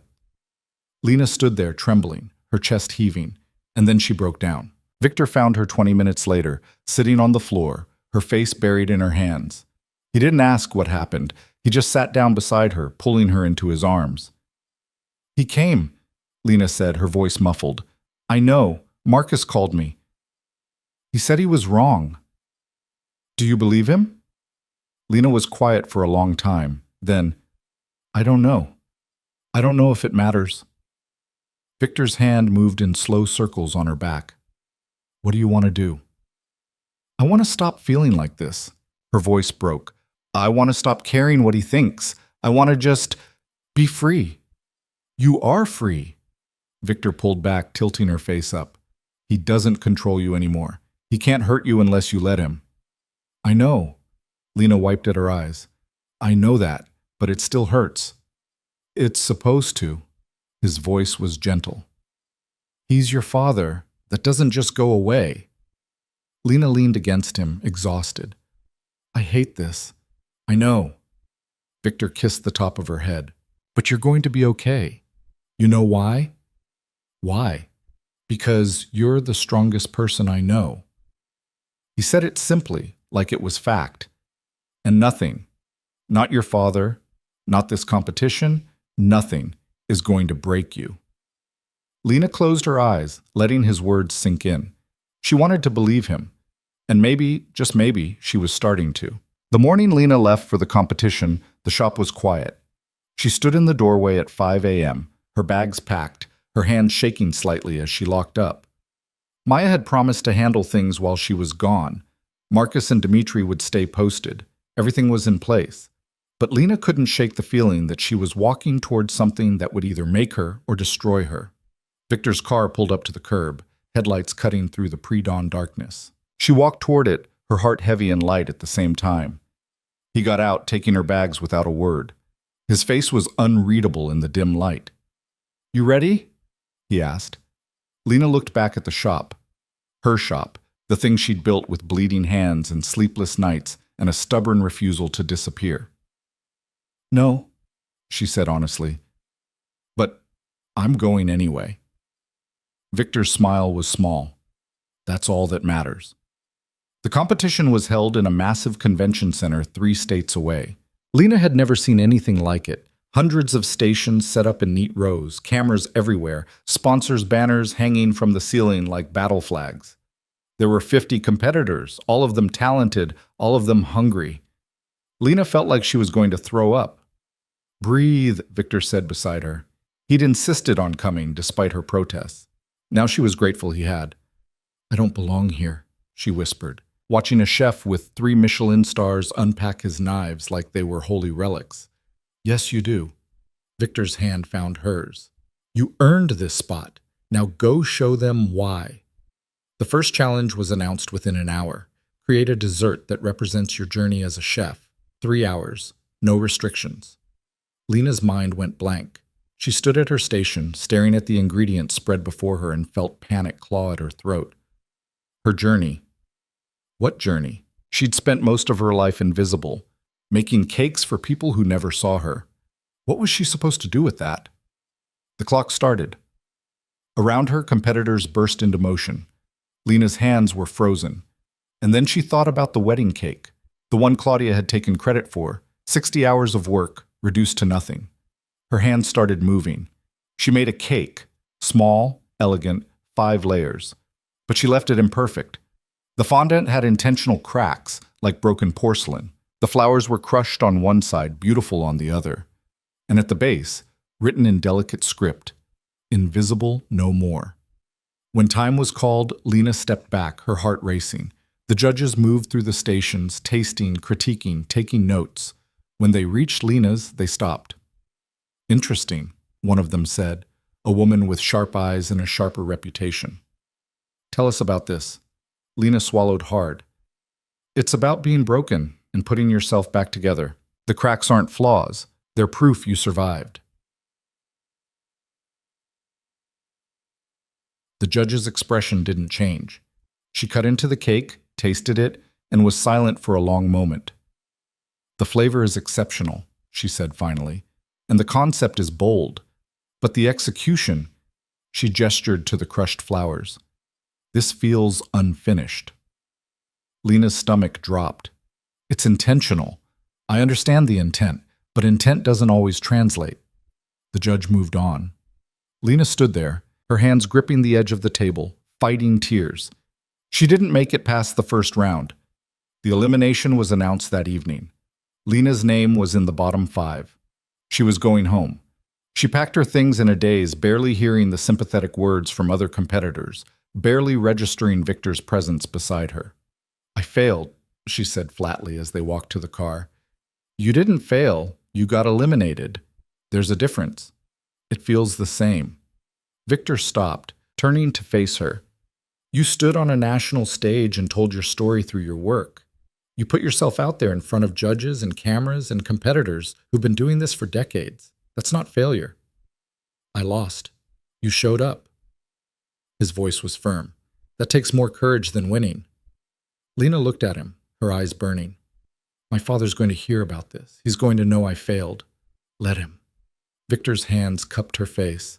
"His opinion stopped mattering the day you walked away from him. Don't give him power over you now." "I wanted to prove him wrong." "You already did. You built a business. You got invited to this competition. You've done more in 6 months than most people do in a lifetime." Victor's thumbs brushed across her cheekbones. "This doesn't erase that." Lena closed her eyes, tears spilling over. "It hurts. I know." He pulled her against him. "But you're going to survive it, just like you survived everything else." The flight home was quiet. Lena stared out the window, watching clouds drift past, her mind replaying every mistake, every moment she should have done something different. Victor didn't try to fill the silence. He just sat beside her, his presence steady. When they landed, Lena's phone exploded with messages. Some were supportive. Maya, a few regular customers, even Claudia. Others were vicious, strangers on the internet who'd watched the broadcast and decided she deserved to be torn apart. She turned off her phone. "I don't want to go back to the shop," she said as they drove through the city. "Where do you want to go?" "I don't know. Anywhere but there." Victor changed direction without question, driving them out of the city toward the coast. They didn't talk. The highway stretched ahead of them, empty and endless. They ended up at a small beach town Lena had never been to. Victor rented a room at a quiet inn overlooking the water, and they spent the next 2 days doing nothing. Walking on the beach, eating at diners where no one knew her name, sitting in silence while the ocean crashed against the shore. On the 3rd day, Lena finally spoke. "I keep thinking about what the judge said, that my intent didn't translate." They were sitting on the sand, watching the sunset paint the sky in shades of orange and pink. "She was wrong," Victor said. "Was she?" Lena drew patterns in the sand with her finger. "Maybe I was trying too hard to make a statement instead of just making good work." "Or maybe she didn't understand what you were trying to say." Victor glanced at her. "Not everyone's going to get it, Lena. That doesn't mean it wasn't worth saying." Lena was quiet for a long moment. "When I was a kid, I used to bake with my grandmother. She was the only person in my family who saw me. Really saw me. She'd let me help her in the kitchen, and she'd tell me stories about her life, and she made me feel like I mattered." Victor listened without interrupting. "She died when I was 12, and after that, I disappeared. My parents were too busy with Claudia, too focused on building the perfect family image. I learned to be invisible because it was easier than being disappointed." Lena's voice was soft. "But I never stopped baking, because when I was in the kitchen, I felt close to her again. I felt like I mattered." "You do matter," Victor said quietly. "I know that now." Lena looked at him. "But for a long time I didn't. And when I made that cake for the competition, I was trying to show people what it feels like to be invisible, to be broken. But maybe I was still too close to it. Maybe I couldn't see it clearly. Or maybe you saw it perfectly, and the judges just weren't ready for it." Victor's hand found hers. You don't have to have all the answers right now, Lena. You're allowed to not know. Lena squeezed his hand. I don't know what I'm doing. No one does. We're all just making it up as we go. She laughed despite herself.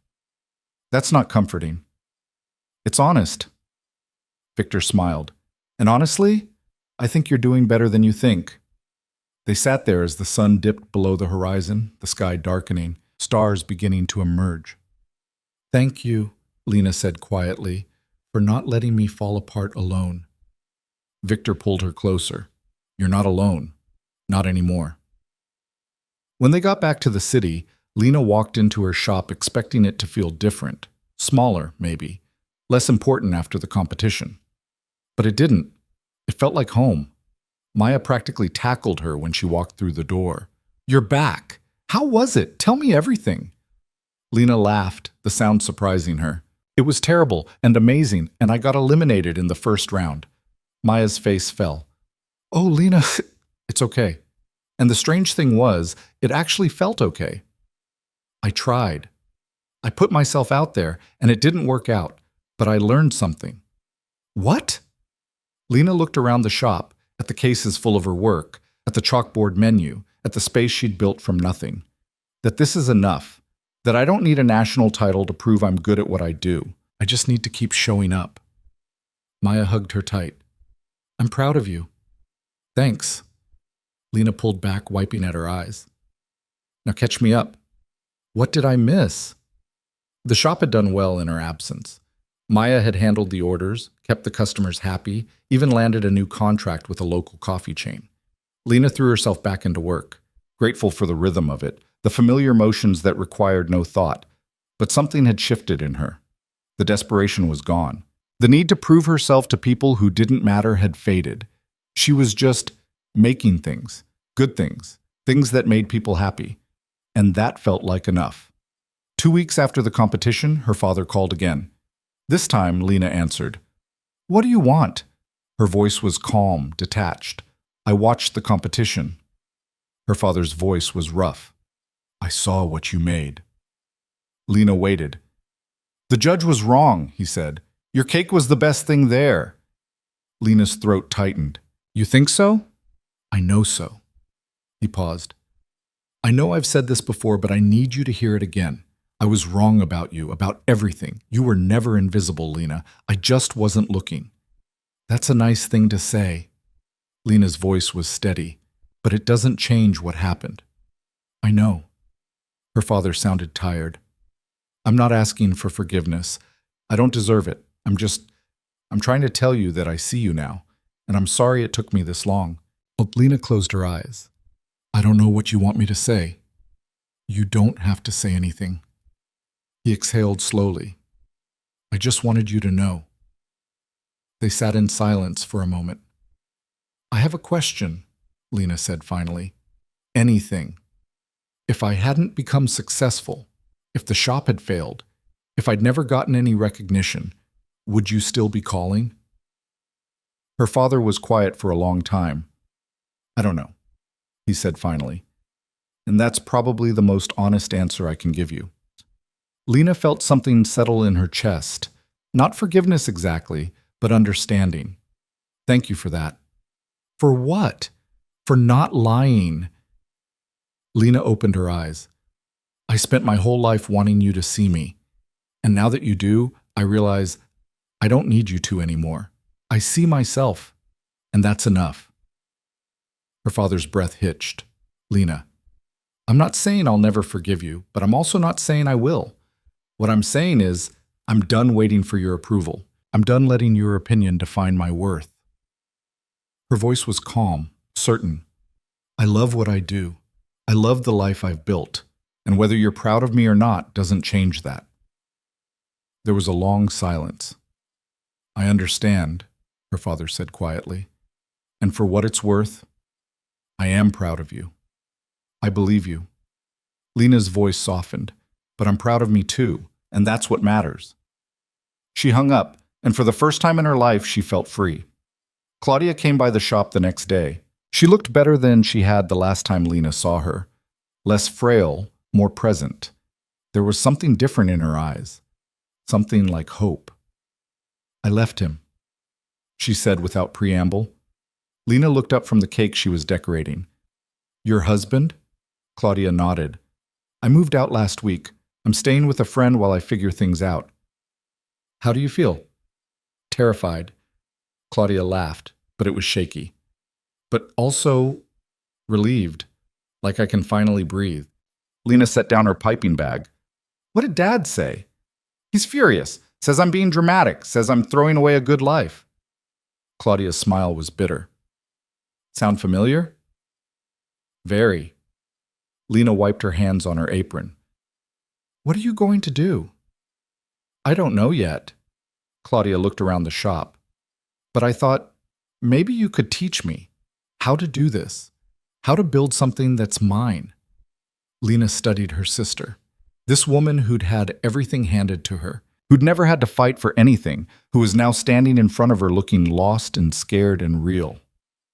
It's not easy, Lena said finally. I know. You're going to fail, a lot, and it's going to hurt. I know. Claudia's voice was quiet. But I want to try anyway. Lena felt something crack open in her chest. This wasn't forgiveness, not yet. But it was something. A beginning, maybe. Okay, she said. But you start at the bottom. You wash dishes, you clean floors, you earn your place here. Claudia's eyes brightened. Really? Really? Lena picked up her piping bag again. And Claudia? If you take credit for my work again, I'll throw you out myself. Claudia laughed, a real laugh, surprised and genuine. Deal. The months that followed weren't perfect. Claudia struggled. She wasn't good at taking orders, wasn't used to hard work, and she complained constantly about her aching feet and ruined manicures. But she showed up. Every day, she showed up. And slowly, grudgingly, Lena started to see glimpses of the sister she'd once known. The one who used to sneak into Lena's room at night when they were kids. The one who'd taught Lena how to braid her hair. The one who'd existed before their parents had molded her into something else. Their mother came by once. She didn't stay long, just stood in the doorway, looking at both her daughters covered in flour, and left without a word. Lena didn't chase her. The shop expanded. Lena hired 2 more assistants, bought better equipment, started taking larger orders. She was featured in 3 more magazines. A cookbook publisher reached out. She said yes. And through it all, Victor was there. Not hovering, not controlling, just there. A steady presence in the chaos. A reminder that she wasn't alone. They didn't talk about what they were to each other. They didn't need to. It was understood in the way he showed up at the shop at closing time, in the way she kept a drawer for him at her apartment, the one she'd finally rented after Victor had physically refused to let her sleep at the shop anymore. You're good for me, Lena said one night. They were in her kitchen, cooking dinner together. Victor was terrible at cooking, and watching him struggle with an onion was oddly endearing. How so? He asked, frowning at the cutting board. You make me feel like I'm allowed to just exist without having to prove anything. Victor looked up, his expression soft. You've always been allowed to exist, Lena. Some people just made you forget that. I know. She stepped closer, taking the knife from him before he hurt himself. But you reminded me. He pulled her against him, ignoring the onion, ignoring everything but her. You reminded yourself, I just didn't let you quit. Lena kissed him, tasting the truth in his words. I love you, she said against his mouth. Victor pulled back, his eyes searching hers. You sure about that? Very sure, Lena smiled. You're stuck with me now. His laugh was warm, real. I can live with that.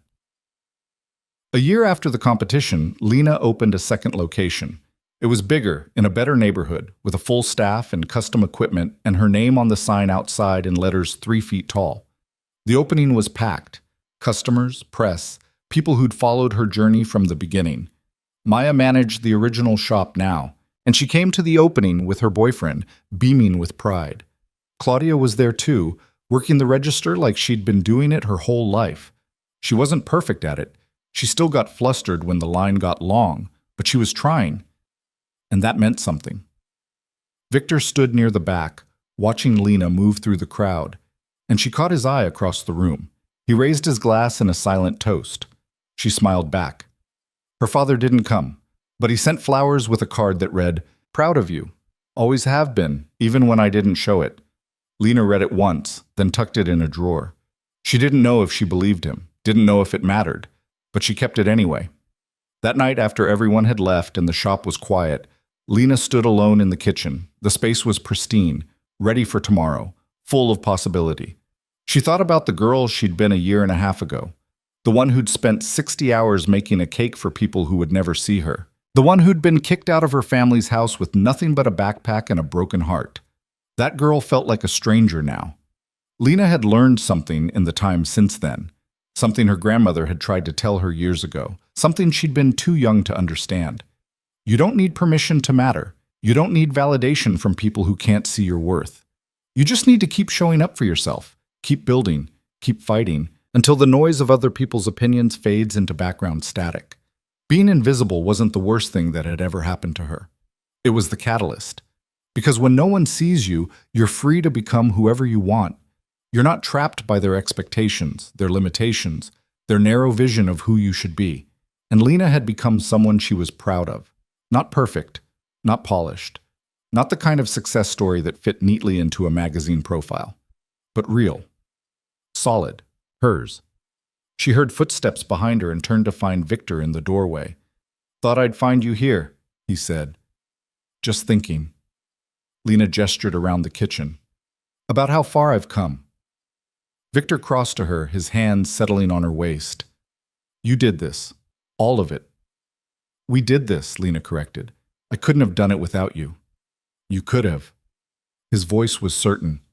"It would have been harder, taken longer, but you would have done it." Lena leaned into him. "Maybe, but I'm glad I didn't have to." They stood there in the quiet kitchen, surrounded by the tools of her trade, the evidence of her success. "What's next?" Victor asked. Lena thought about it. There were a dozen things she could do. Expand again, write the cookbook, take on apprentices, compete in another competition. The possibilities stretched out before her, vast and terrifying and exciting. "I don't know," she said finally. "And that's okay." Victor's arms tightened around her. "Yeah, it is." Lena closed her eyes, breathing in the scent of vanilla and flour and new beginnings. She'd spent so long being invisible, being small, being scared. And now she was none of those things. She was Lena Hartwell, baker, business owner, survivor, and she was exactly where she was supposed to be. The shop opened the next morning to a line around the block. Lena worked alongside Claudia and her team, her hands moving with practiced ease, creating beauty from simple ingredients. A young woman came in mid-morning, looking nervous. "Can I help you?" Lena asked. The woman hesitated. I read about you, about how you started, and I wanted to meet you." Lena smiled. "What's your name?" "Amy." The woman twisted her hands together. "I want to start my own business, but my family thinks I'm crazy. They say I should get a real job, that I'm wasting my time." Lena's chest tightened with recognition. She knew that story. She'd lived it. "Can I tell you something?" Lena said, leaning against the counter. Amy nodded. "They're going to tell you you're wrong. They're going to tell you you're not good enough, that you'll fail, that you should give up and do what they think is safe." Lena's voice was steady. "And you have to decide if you're going to listen to them or to yourself." "What if they're right?" Amy's voice was small. "What if they're not?" Lena countered. "What if you have something amazing inside you, and the only thing stopping you is fear? You really want to spend your life wondering what could have been?" Amy's eyes filled with tears. "No." "Then don't." Lena reached across the counter, squeezing the woman's hand. "Build your business, make your art, chase your dream, and when people tell you you can't, prove them wrong." Amy nodded, wiping at her eyes. "Thank you." "Thank you," Lena said, "for reminding me why I do this."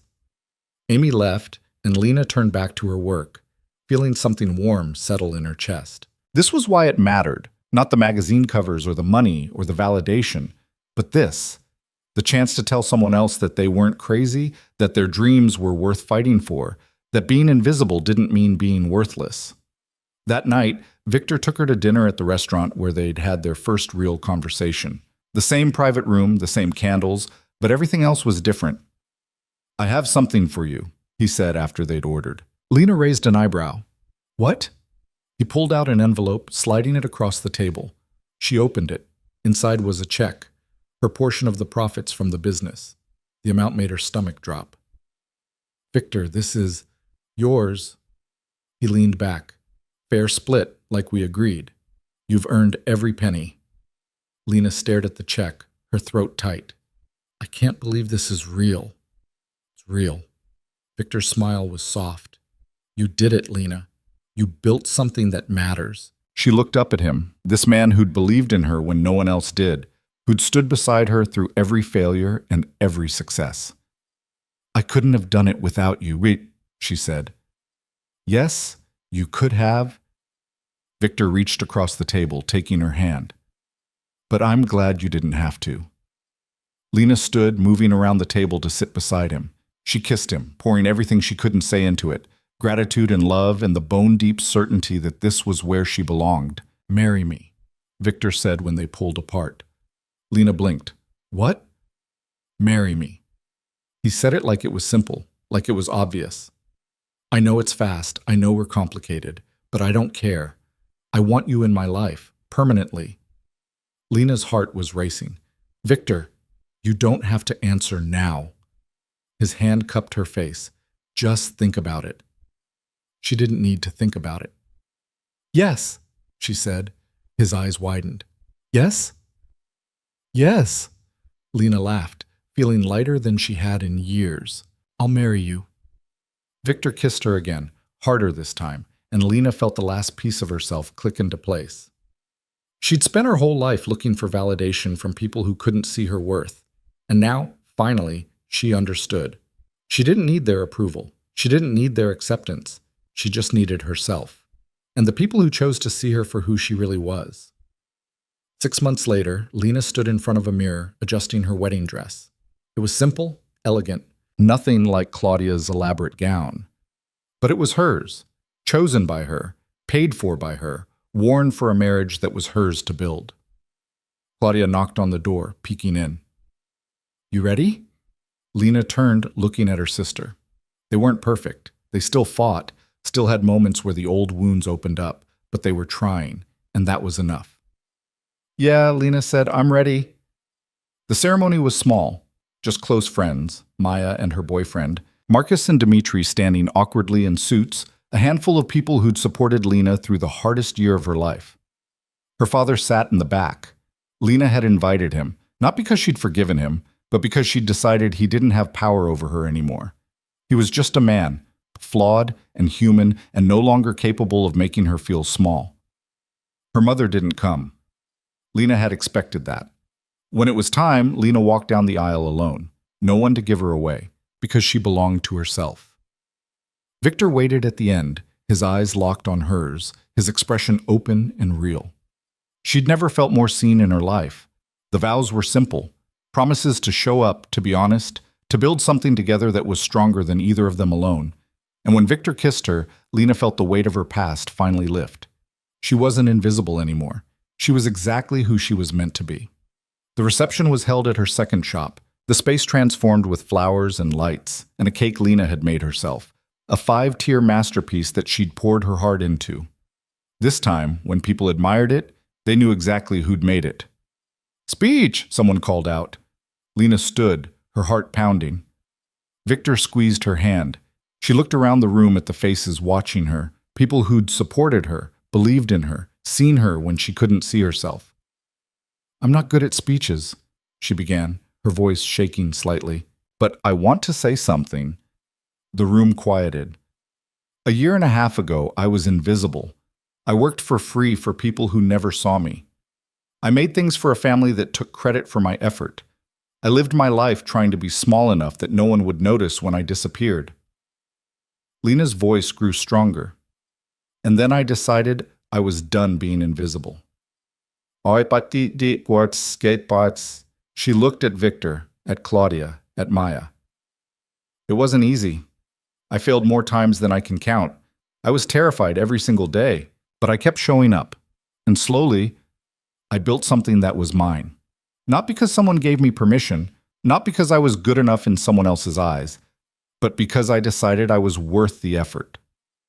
Lena's eyes found her father in the crowd. He was watching her, his expression unreadable. I learned that you don't need other people to validate your worth. You just need to show up for yourself.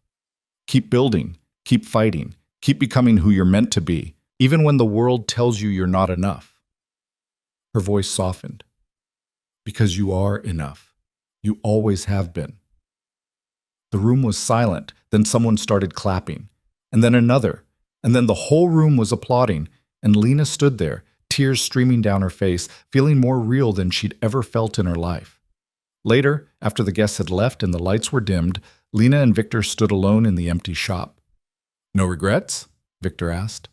Lena thought about it, about the pain and the fear and the endless grinding work, about the family she'd lost and the family she'd found, about the girl she'd been and the woman she'd become. No regrets, she said. Victor pulled her close and they swayed together in the quiet. No music, no audience, just two people who'd found each other in the middle of their own storms. I love you, Lena whispered. I love you too. Victor's voice was warm against her ear. My unstoppable wife. Lena smiled, resting her head against his chest. She'd spent so long being invisible, being small, being afraid. But she wasn't that person anymore. She was Lena Hartwell, and she'd built a life worth living, not perfect, not easy, but real. And that was everything.